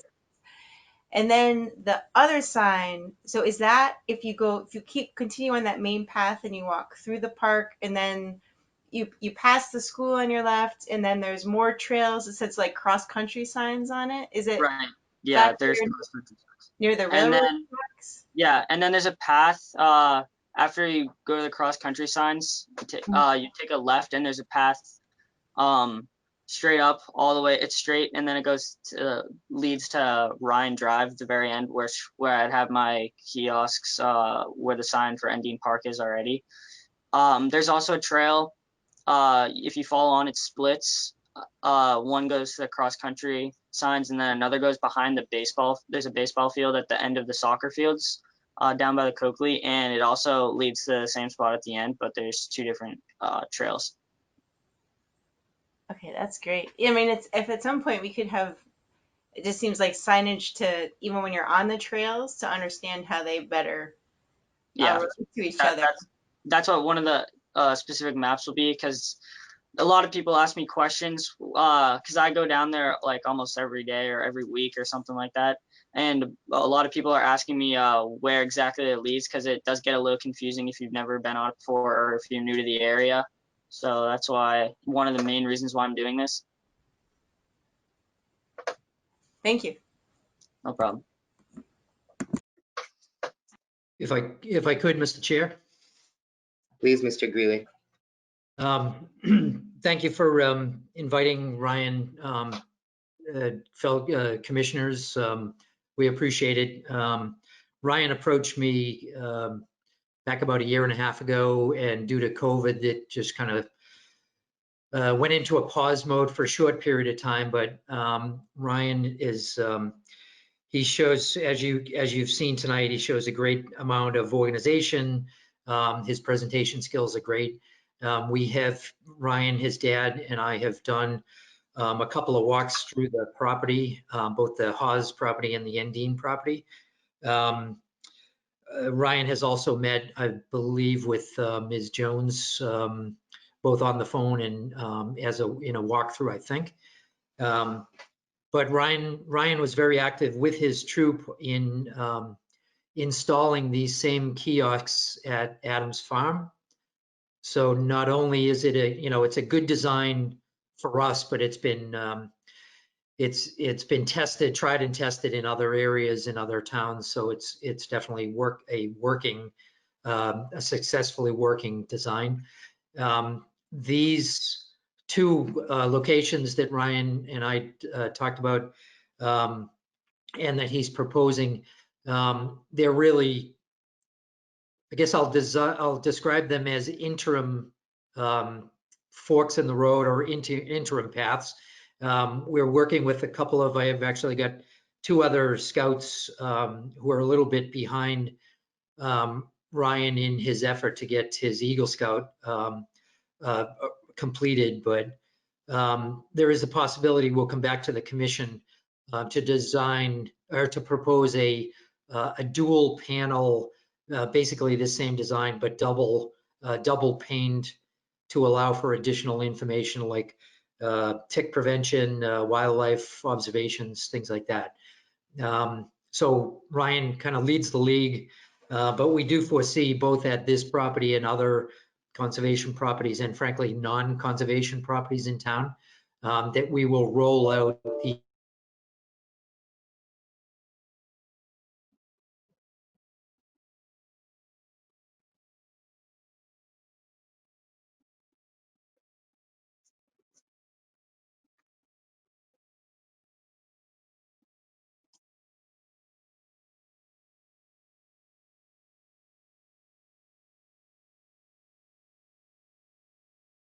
Is my connection being troublesome, or is it Mr. Greeley we've lost? It's his. I was wondering the same he's thing. frozen.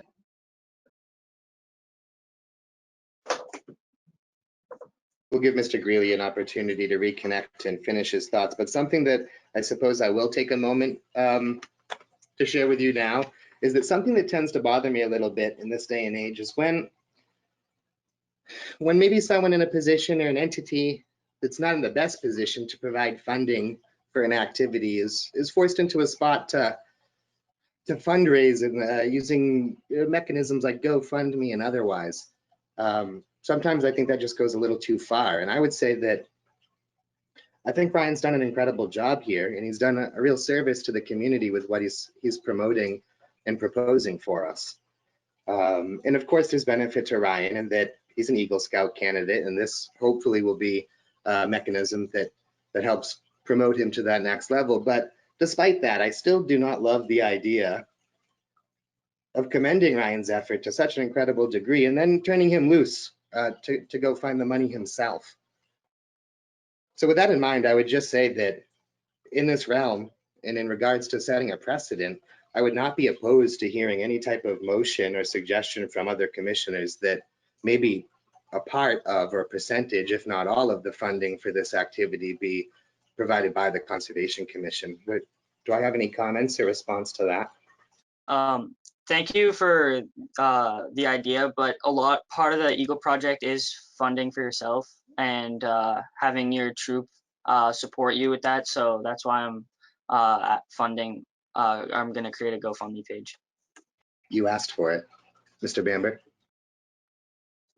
I was just about to say that's my understanding, and that's why I was thrilled to see the GoFundMe, because then we can personally contribute and deal with it that way. I love it. Good stuff. Mr. Greeley, you're back. I said a few things in your absence, but I'd love for you to dive back in.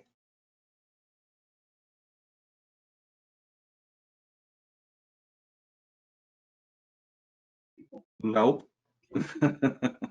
No sound, Mr. Greeley. I don't see you muted, but I'm not getting any volume. Your mute status looks good, but I wasn't picking anything up on whatever microphone is set as your input. Still nothing. If you hit the settings in the top right and just validate the microphone that's selected as your input, it might have something to do with that.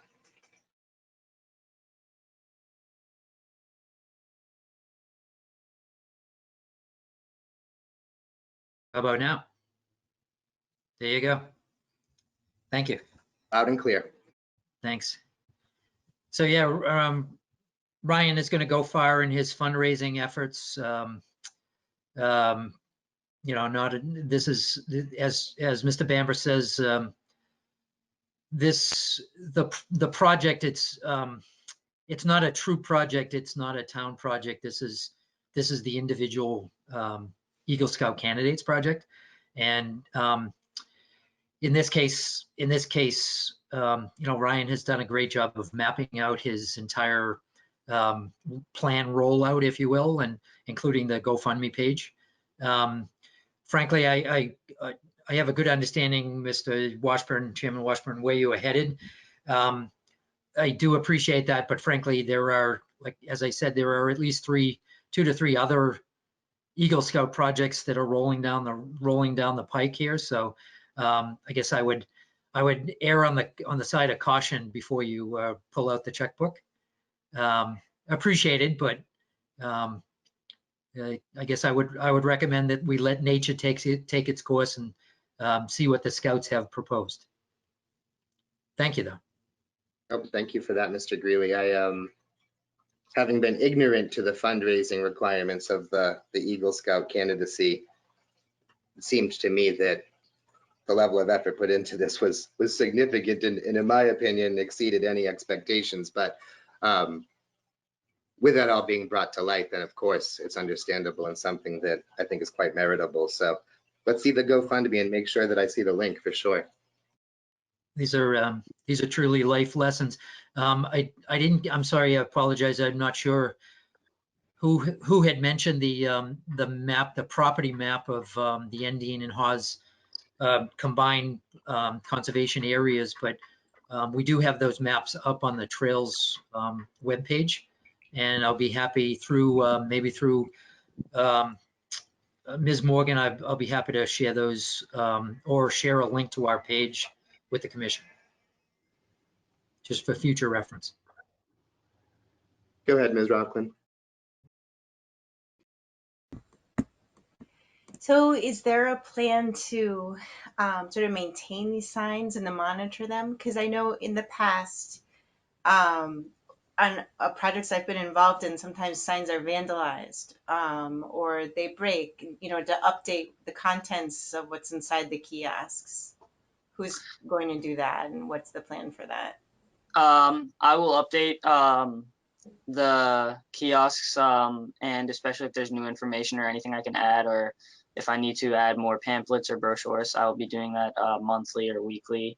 As far as it's getting destroyed by weather or breaking, I will be, from the old designs from my fellow Boy Scout that did it at Adams Farm, I'll be improving the design so what the weather is not effective against the sign. It could last years even against weather.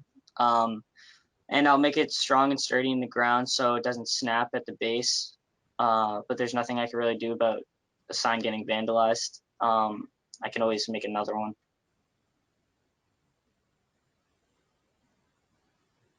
Ms. Walsh, please. So I'm thinking, you know, I totally get that there's a fundraising component to it, and I appreciate that. But maybe as a way to support these types of efforts, we could keep a catalog or a list of these things and share that with the DPW. And, you know, they're at all of these locations frequently, and maybe they could just add those to their list of just inspecting or whatever. And maybe that's a different way that we can support our scouts. You know, they are responsible for the initial upkeep and sort of the monitoring, but sort of long term in terms of, you know, maintenance, maybe the DPW could support that. So just tossing that out there. I think that's a very good idea, Ms. Walsh. Something that I've always been a big supporter of is maintaining an inventory of assets and things like that so that they could be reviewed for maintenance needs or other issues. And I think that your thought is very much hand in hand with that. I would also say, without putting him out there, that Mr. Greeley and the Trails Committee are also pretty tentative to the needs of our trails and the trails network, whether it be in some of the cleanup activities that occur or citing, observing vandalism otherwise, and maybe even responding to it themselves with approval guidance or in concert with conservation. So, you know, not to sign Mr. Greeley up for a task that he didn't volunteer for, but I do know that there's some good eyes on the Trails Committee that would, without a request, be contributing to Mr. Larson's maintenance of these signs.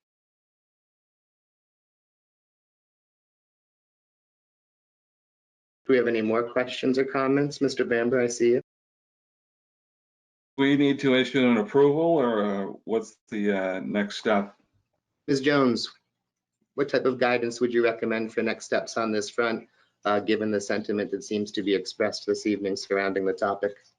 Yeah, so I'm pleased to see that it seems like the commission is unanimously supportive. As the beneficiary and landowner, it does need the approval of the commission. So perhaps a formal motion of approval and endorsement of this project would be the appropriate next step. I'd make that motion to approve this project. I'd also like to say again, I appreciate the Eagle Scout aspect of it, but I'd also point out again, that's been said, the Trails Committee is one of the most amazing assets this community has developed in the last few years. And again, Mr. Greeley, thank you. Thank you, sir. Thank you. I second Mr. Bamber's motion, and I also would love to see the GoFundMe link. Very good. I think that we're all in support of that. Thank you for the second to that motion. As we've been doing in the remote environment, I'm going to go down the list of conservation commissioners and just ask you to verbally voice your position on the vote, starting with myself. Stephen Washburn is in favor. Aye. Chris Capizia. Aye. Peter Bamber, Aye. John Gear, Aye. Heather Miller, Aye. Carly Rockland, Aye. and Catherine Walsh. Aye. Outstanding. Thank you for being here tonight. Thank you for the incredible level of patience exhibited by waiting what I think was nearly an hour beyond your scheduled time on our agenda. These things have a relatively dynamic nature that I'm sure you can understand. Mr. Chairman, Mr. Chairman, Please, Mr. before we move on, while we still have Joe Greeley here, just a thought, maybe we might want to talk about the, I see on the agenda, we have the Community Preservation Act. And Joe's on that board, so maybe he can give a little bit of insight. Yeah, there's actually two items that Mr. Greeley could give us insight into. So the commission needs to choose a new representative to the Community Preservation Committee, which doesn't have to be done tonight necessarily, but also one of the agent updates was that we've received benches that were ordered by both the Concom and the Trails Committee. And Mr. Greeley just today sent proposed locations for the two benches that were purchased by the Trails Committee on conservation. So the locations are on conservation land. And so it's possible that he may also wish to speak to that while we have him here. All right, Ms. Jones, I know that you had made a notation that perhaps would be a recommendation to continue Conservation Commission business line item number 1 and perhaps number 2 to our next meeting. Is that something that you would still suggest, such that we could just move into the CPC conversation? Absolutely. With that in mind, I would entertain a motion to continue Conservation Commission business line items number 1 and 2 to our next meeting at a time to be determined. Make that motion. Do I have a second? Second. I'm going to go down our list as we have in the remote environment. Just ask you to vote.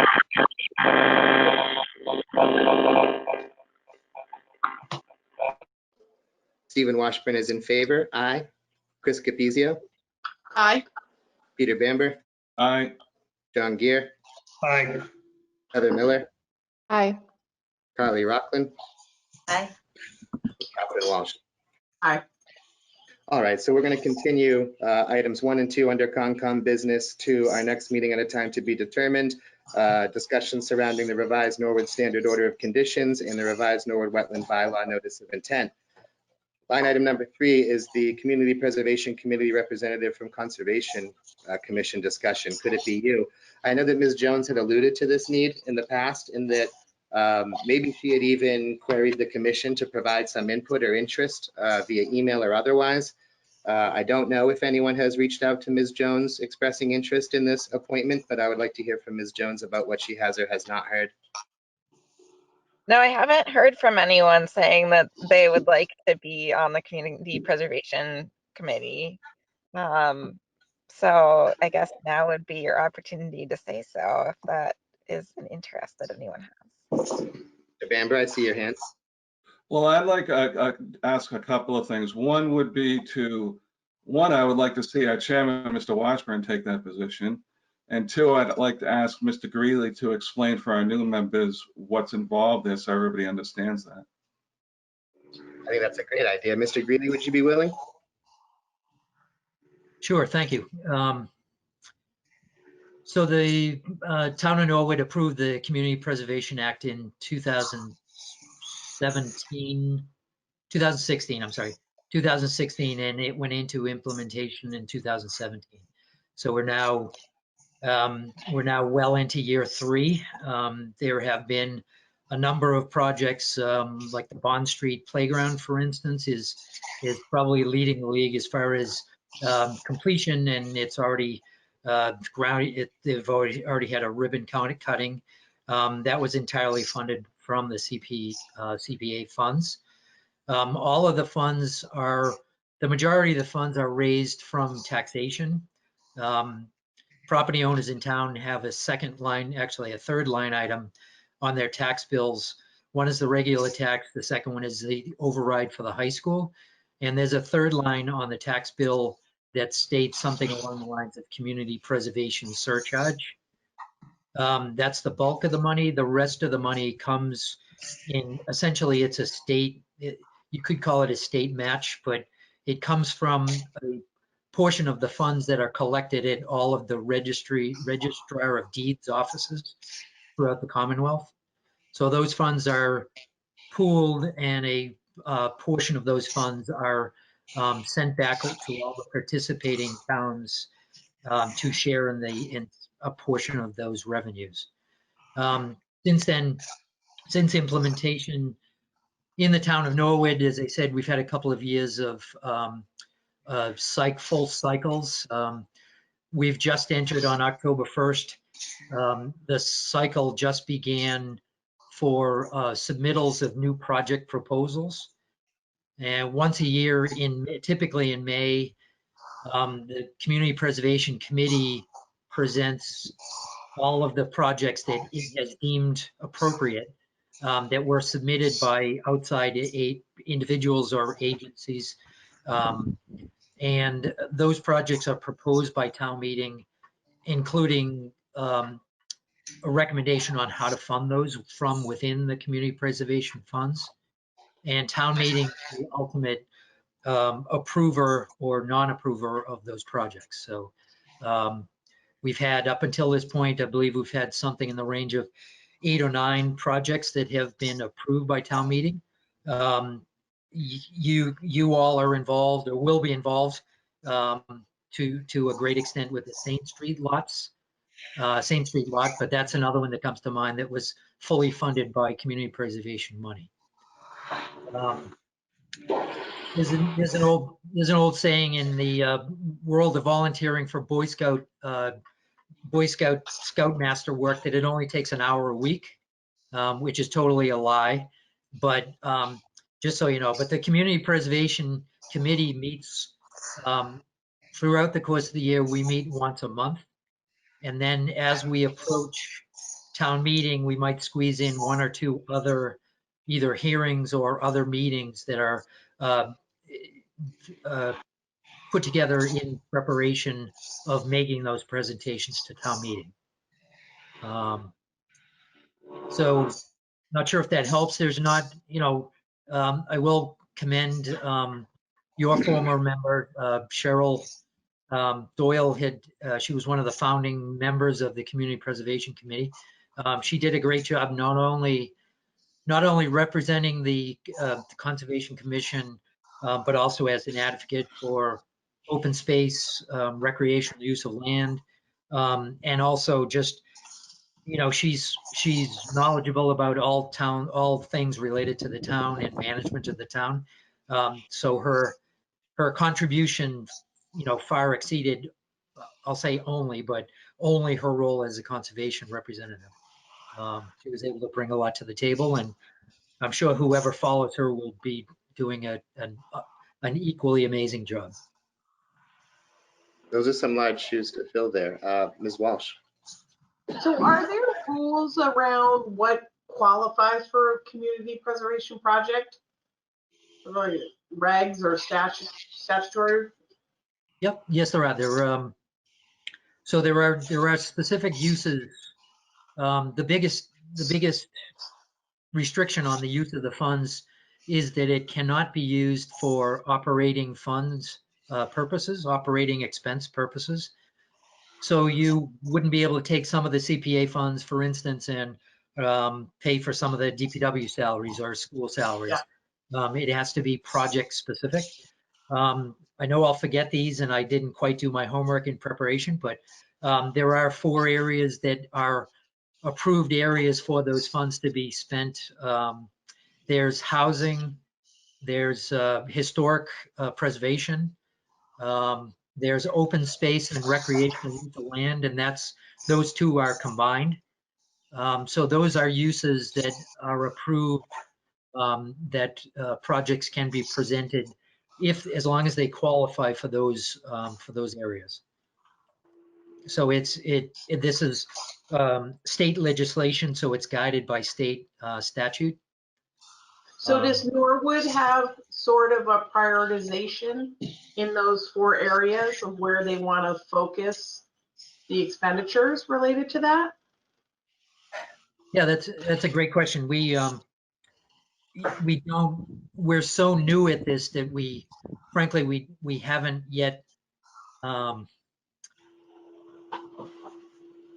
guess in a perfect world, we would put together not only the Community Preservation Committee, but also create a strategy for the next 3 years, let's say. Yeah. I do know personally, and this is my own opinion, that there have been no projects presented that would address any housing needs. So certainly from my own standpoint, I would love to see someone step forward with a housing recommendation. Yeah. Yeah. And it's, it could be used for veterans housing. It could be used to build some other towns have collaborated and they put together regional affordable housing inventories. So things like that those are both examples of appropriate uses of the funds. Up until this point, we've had a handful of recreation geared projects, such as the Bond Street Playground. Travis Foley is managing another project behind the Balls to expand the outdoor learning area. So at this point, we've had a number of projects, but we haven't quite got to that strategic, let's take it to a new level yet. So what are we talking about in terms of expenditures? Yep. So each year roughly, and this increases over time.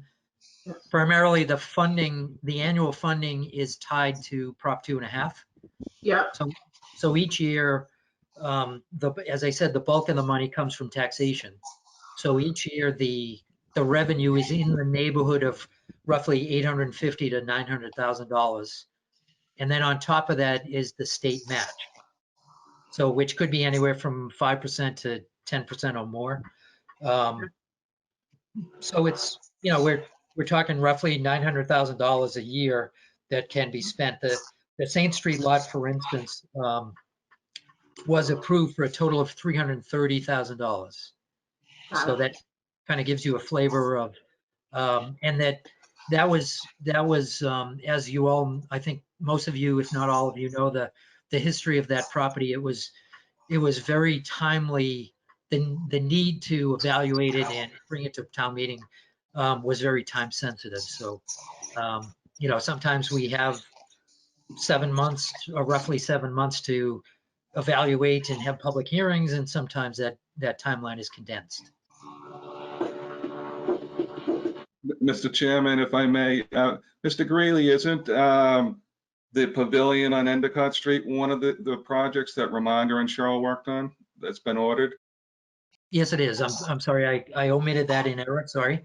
But yes, that project, and anyone who's taken a drive by there lately, they've made significant progress on it, thanks in large part to, obviously, to Reminder and Cheryl's guidance, but also the DPW has done an amazing job of providing internal town resources, if you will, to likewise guide that project. So that's another one.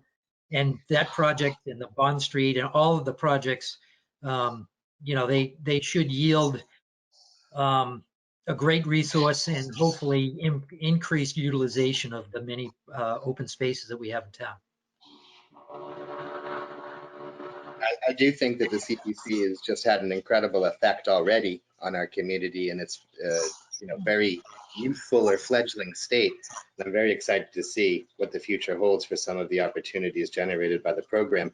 A question that comes to my mind, super simple, is you had mentioned that the commitment of time or obligation was approximately 1 meeting per month. Is there a set schedule or day, like first Tuesday of the month or otherwise, that typically occurs on?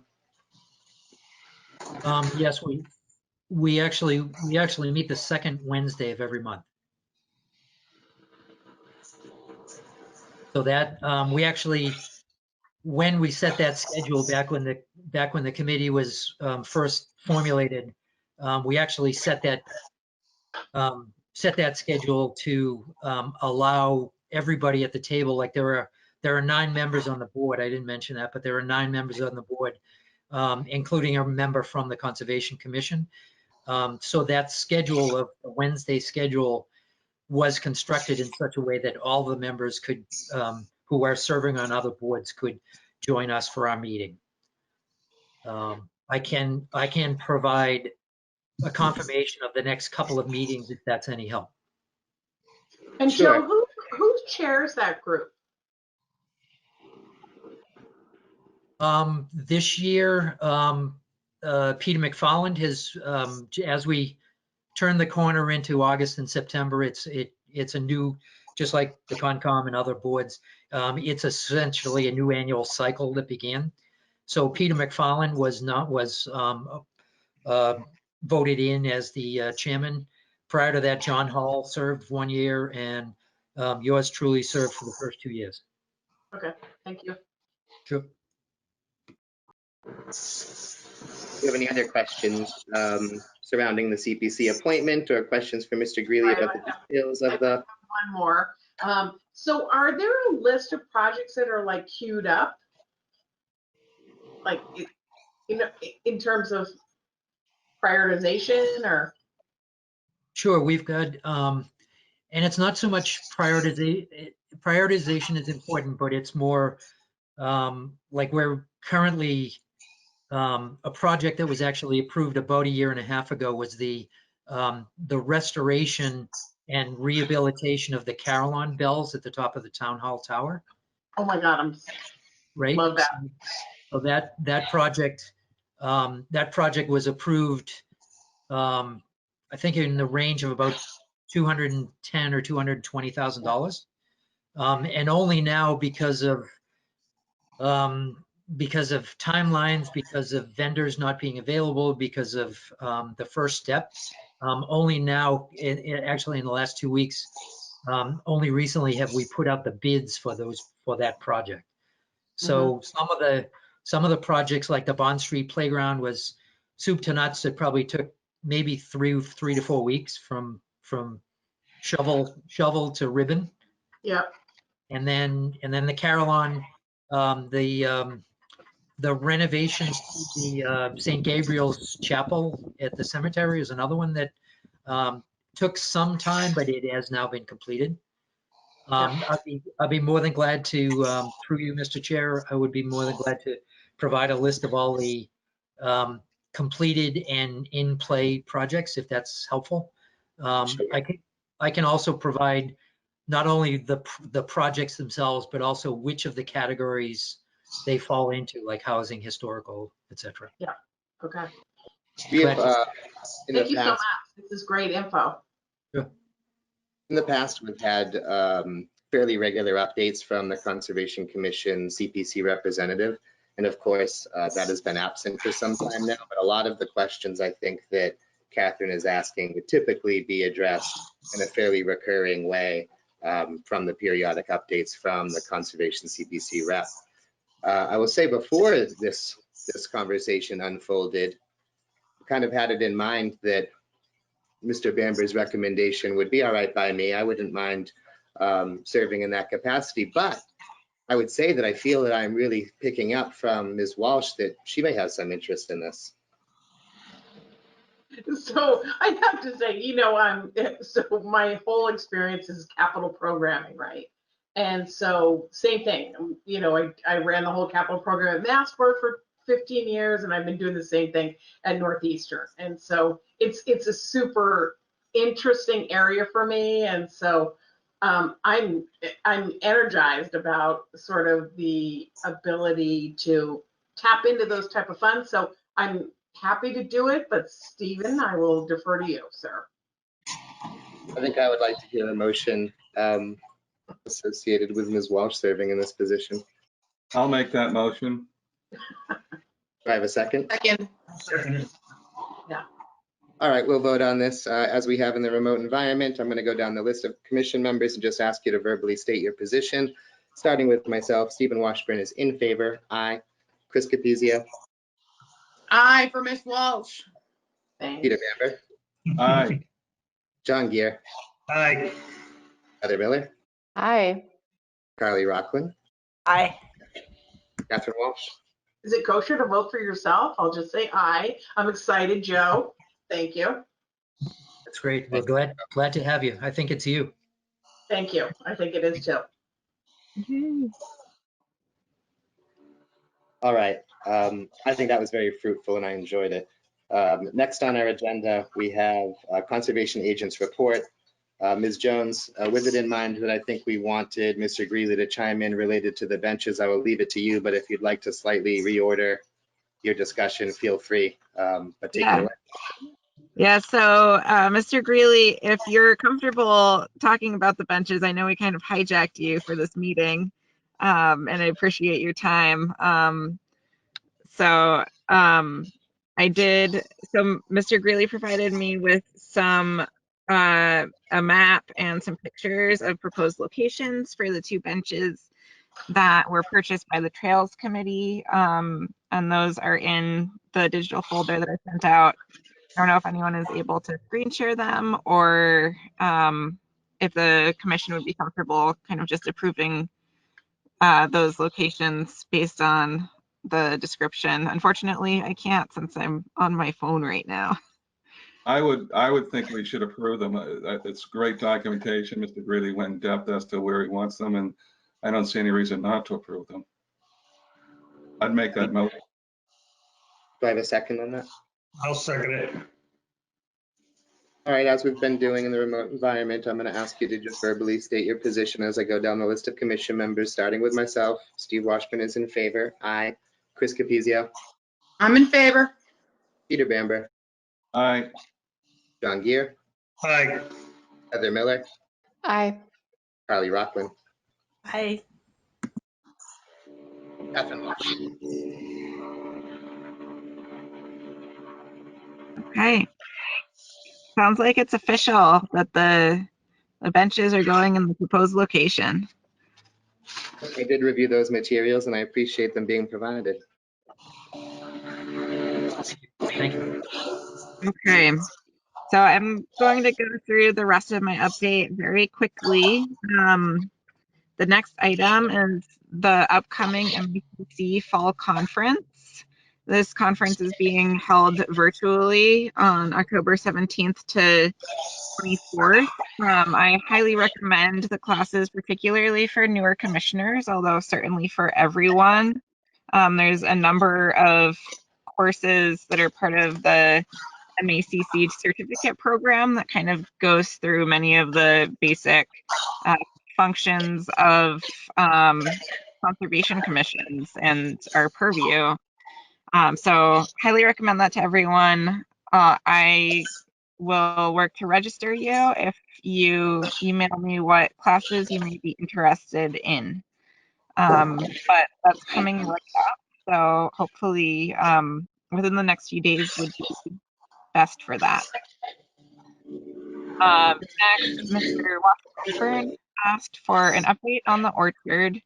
So currently, Ms. many Jones, of just dive in for 1 second on the MAC conference.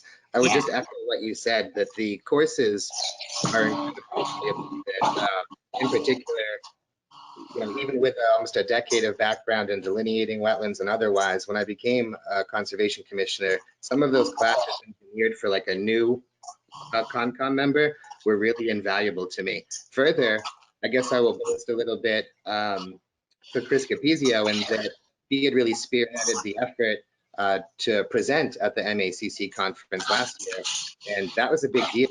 That was great for exposure for our town, for our CONCOM, and I was really proud of the conversation and interest and engagement that presentation created. So while the courses are outstanding, I would also say please don't hesitate to consider contributing in the form of a presentation or other content to the conference, because this is a great event. Yeah, thank you. Also, this is the first time you can register for, because it's virtual, you can register for, you don't have to register for the whole thing. You can do a la carte depending on your availability. So that's nice. And So the update on the orchard, I would say slightly over half of the orchard trees probably are not currently with us anymore.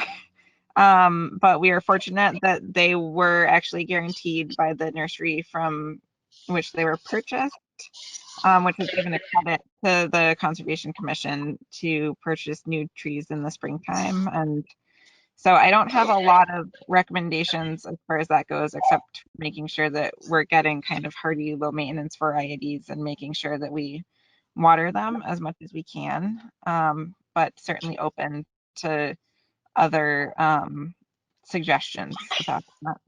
Can I speak to Sure. this?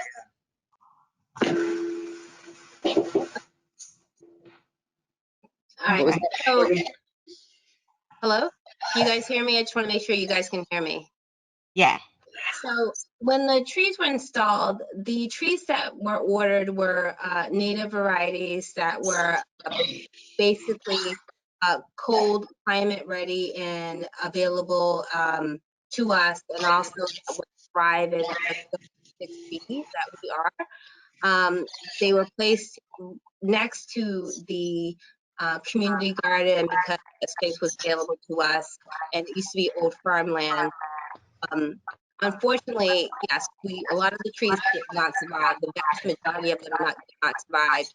We had watering bags out. We had a schedule last year. We had volunteers that came in and refilled the watering bags to make sure that they received as much water as possible.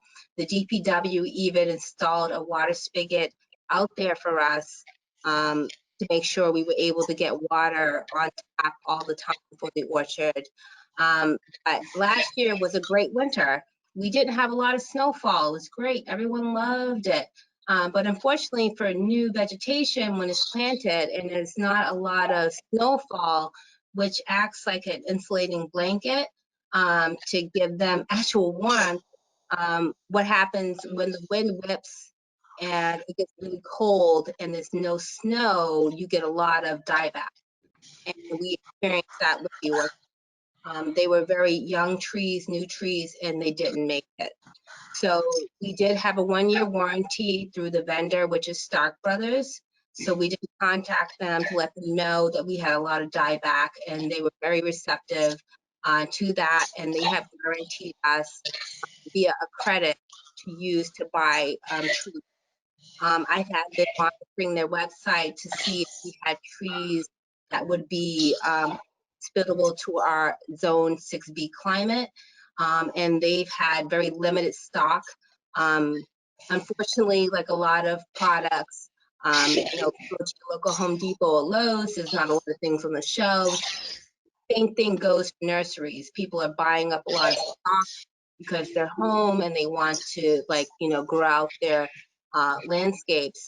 Same thing happens for Stark Brothers. So we decided to take credit and order new trees in the spring. That way when we plant them, that gives them the best opportunity to grow in and take hold. So that's where the order stands right now.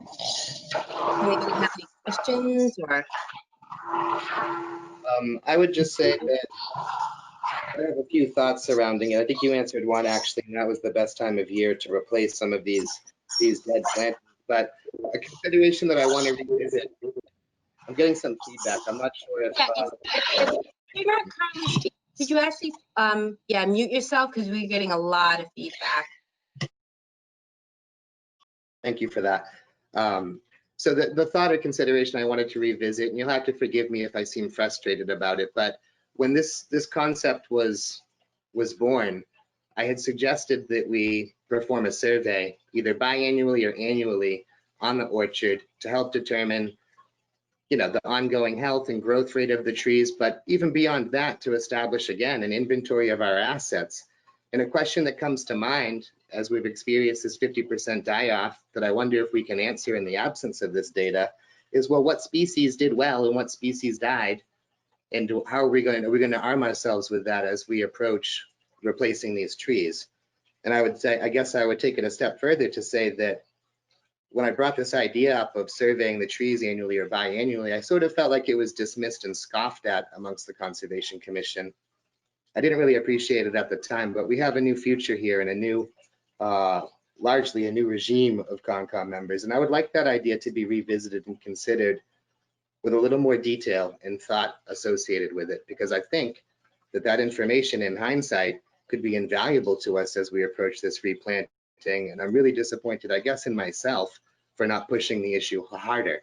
And I would say that this is something that I'm willing to be intimately involved in, because it's something that I'm very comfortable with in the realm of process, protocol, workflow, and the technology required to manage and maintain a survey like that. So I just feel like I had to say something about that, because I do, looking over my shoulder, feel like it would be so powerful to have that, to be equipped with that information at this point. May I speak to that?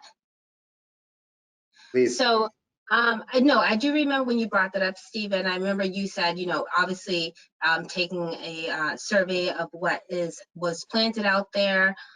When we ordered the trees, we try to order an even number of several different species so that we'd have a variety out there. We did put in a grid format to allow the growth of each tree to reach its maximum height without being hindered. So that was done. And I understand that when you brought up the suggestion, yeah, we should obviously try to, with any type of management of any type of garden, orchard, whatever, you should keep an exact log of what was planted, when it was planted, if it thrived or not, what was replaced, the different growth pattern and caliper of trees, especially orchards, because you want to monitor their health in the long term. So I think that's a great plan that should be implemented going forward. But for this first season, even if your plan was in place, they didn't survive. The vast majority of them didn't survive enough to put that plan into place. However, with the new trees that will go in the spring, I definitely think that should be done. I mean, for the long-term health of the orchard, even just to monitor, you know, any plant has a life cycle. Eventually, these are trees that are not meant to go for 100 years. They are small dwarf trees that are meant to be used and utilized by people who are shorter. So we're basically, the orchard was put there for families to use. So you have small children or individuals that have limited capacity to reach up and high, they still could, you know, have the enjoyment of going out there and picking apples. So for long-term large trees, I think it'd be great if we were to do that. But there should be some plan in place to monitor them and to see how they grow, because I mean, you know, for a short life cycle, you know, they may last 25, 30 years. I mean, that's short in the plant's life, but you know, but for us, that's a long time. But there does need to be some plan in place for long-term maintenance of this orchard. When I'm gone, when Holly's gone, you know, when other people have moved on, to keep some records so we know exactly what was done and what needs to be done for their health and long-term maintenance of this orchard. Yeah, I love what you're saying. And it's interesting because I have to claim ignorance. I did not know the anticipated lifespan of a dwarf species fruit tree like we've procured. And yeah, that really makes me feel even more inspired to try to forge some type of recurring survey solution, like you mentioned, so that we can kind of track the age of the trees and start to project replacement for them. And furthermore, so no, yep, I appreciate those thoughts and everything that you had to say, Ramonda.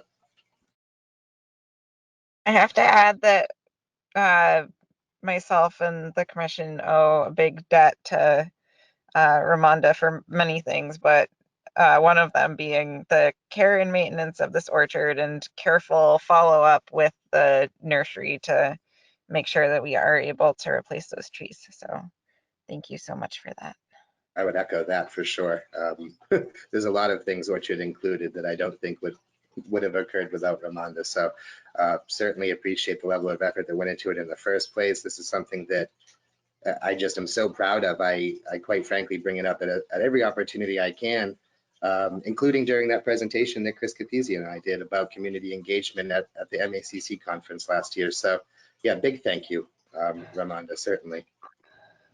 So it sounds like maybe this should be added to, like, some sort of survey should be added to an agenda in the spring, around when the replacement trees are planted. Would that be the appropriate follow-up for this conversation? I love the sound of that. I would even volunteer to provide some presentation materials outlining, I think, a recommended approach to performing and maintaining that survey. Sounds good. Okay.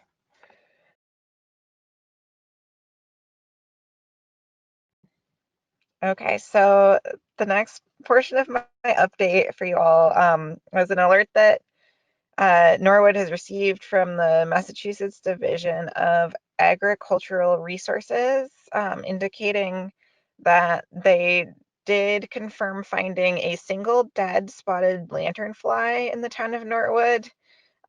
So commissioners and anyone who may be seeing this meeting alike are urged to keep their eyes out for spotted lanternflies. It's believed that the single insect had come from material that came to Norwood from Pennsylvania, where they are established, and that we do not have an established population. But MDAR is planning to do surveys in that area in order to hopefully establish that we do not have any population of spotted lanternflies. They are a threat to a number of agricultural species, including apples, peaches, grapes, and maple trees. So everyone is urged to keep your eyes out and cross your fingers that we do not get spotted lanternflies in Norwood. Other updates are Ms. that Jones, on the lanternfly, I'm glad you mentioned that, because I've actually already, and maybe this kind of touches upon something that Chris Capizio is passionate about, and that's community education and engagement. But I've already seen, quite frankly, what I would consider or classify as a level of hysteria surrounding this unfolding in our local community Facebook forum. There's been a number of pictures of misidentified bugs and people proclaiming, oh no, it's a lanternfly. So I think this is a great topic for you to have brought up, but also maybe a great opportunity for the commission to help in informing, educating, and working, collaborating with the community in quelling some of the concerns. Because again, I have seen, quite frankly, what seems like a level of panic surrounding this, and people posting pictures of bugs that, you know, flying ants or something, calling it a lanternfly or otherwise. So this is a good topic and maybe an opportunity for us to engage and educate the community a bit.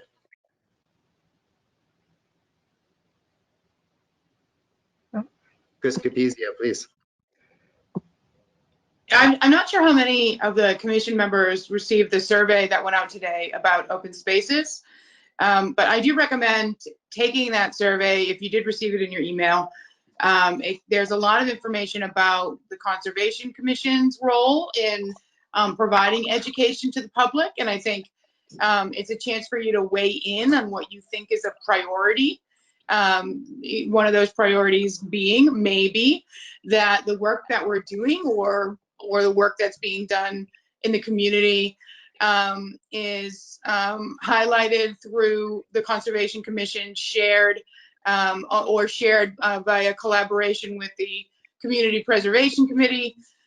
So please go back through your emails from norwood.gov and fill out that survey and give your feedback regarding what you think are the priorities around open space and recreation and the Conservation Commission, as we are mentioned many times throughout.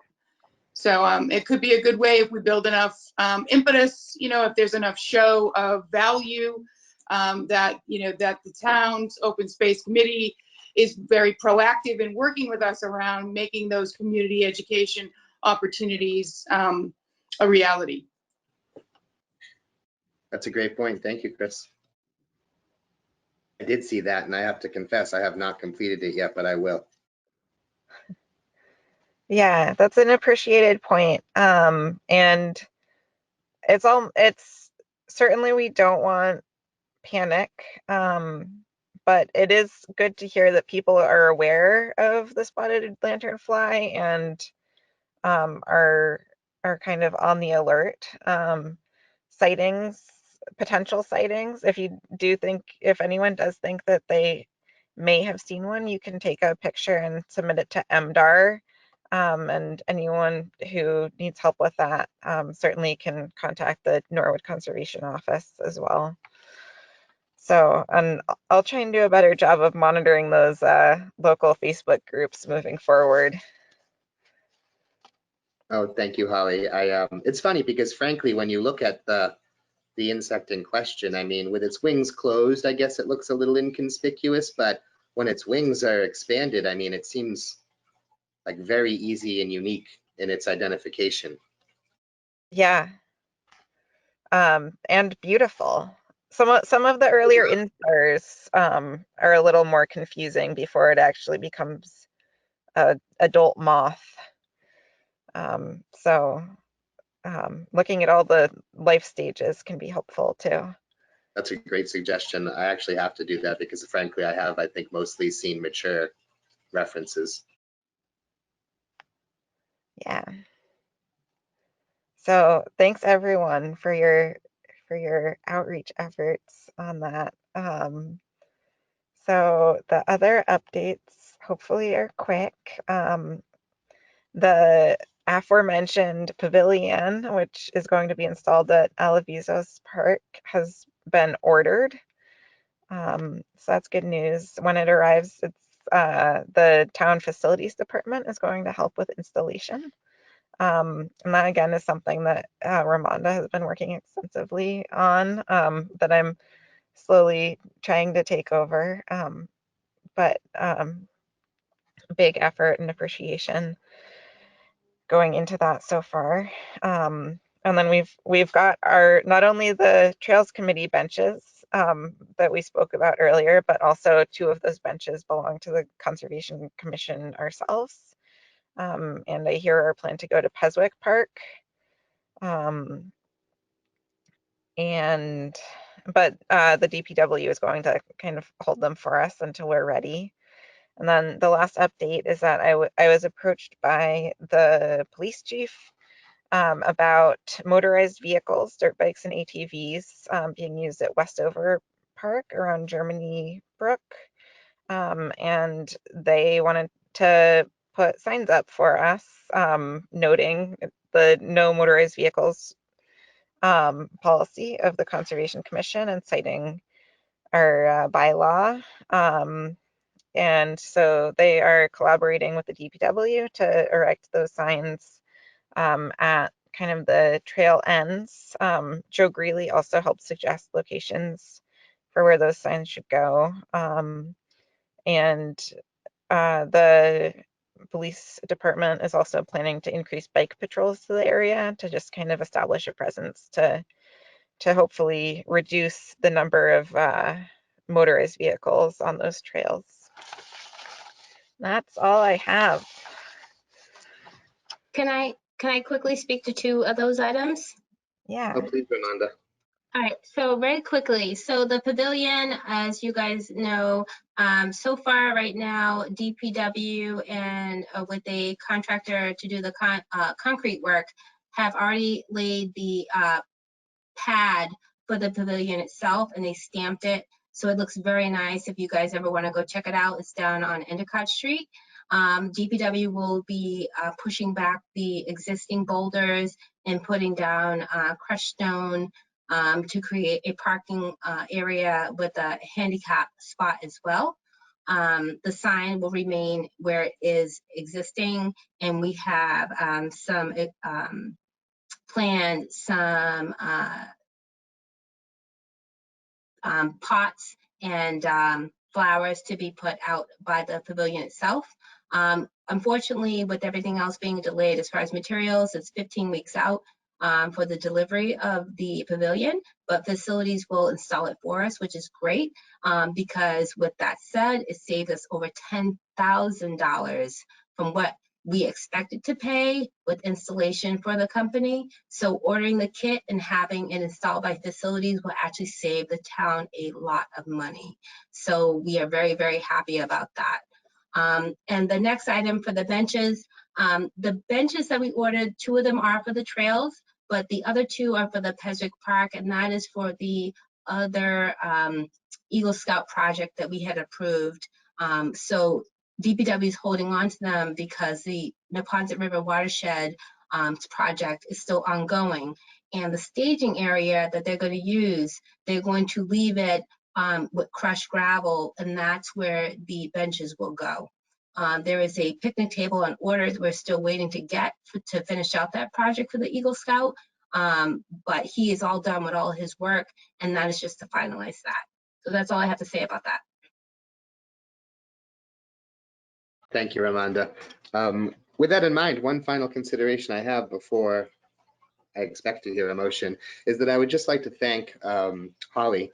I'm going to do away with the Ms. Jones for the moment and just say I'd like to thank Holly for the effort that she put into preparing the digital references of the materials for this week's meeting. That was new and different. It was painless for me to access. It was remarkably convenient for me to have mobile and remote access to it, whether I was on the go at my office in Quincy or here at home. And it worked very well for me. I know that sometimes when you have a large format drawing, it can be difficult to look at a PDF of that on a small screen and really digest it all. So I would encourage people to ask still if you feel you need that large format paper copy, but that was very helpful. So big thanks for that, Holly. I'm glad you liked it. And I would love to transition toward moving more things, at least while we're still meeting digitally, into being mostly digital, with perhaps still getting everyone hard copies of plans as needed, if people are amenable to that. Yes. I see lots of thumbs up and nods in agreement. I would even take it a step further and say when I do get to sit in the same room as you folks and enjoy your company in person, I would still like the digital reference. Mr. Bamber, I see your hand. Yes, that's what I wanted to say. I like the digital version. Also, there's you're talking about the Neponset River, folks, and the Mill Pond project, the dam project. There's an article in the Norwood Bullet Record today, or tomorrow technically. We probably should have them come in and give an update, remotely to the new members so everybody's on board for that project. That's a good point. Ms. Jones, if that's something that we could explore, I'd love that. Yeah, definitely. All right. With that in mind, do I have a motion? Motion to adjourn. Do I have a second? Second. Oh, everyone second. Yeah, right, Chris. We're going to take our vote now. As we've been doing in the remote capacity, we're going to go down the list and just ask you to voice your position on the vote verbally. Starting with myself, Stephen Washburn is in favor. Aye. Chris Capizio. Aye. Peter Bamber. Aye. John Gear. Aye. Heather Miller. Aye. Charlie. Aye.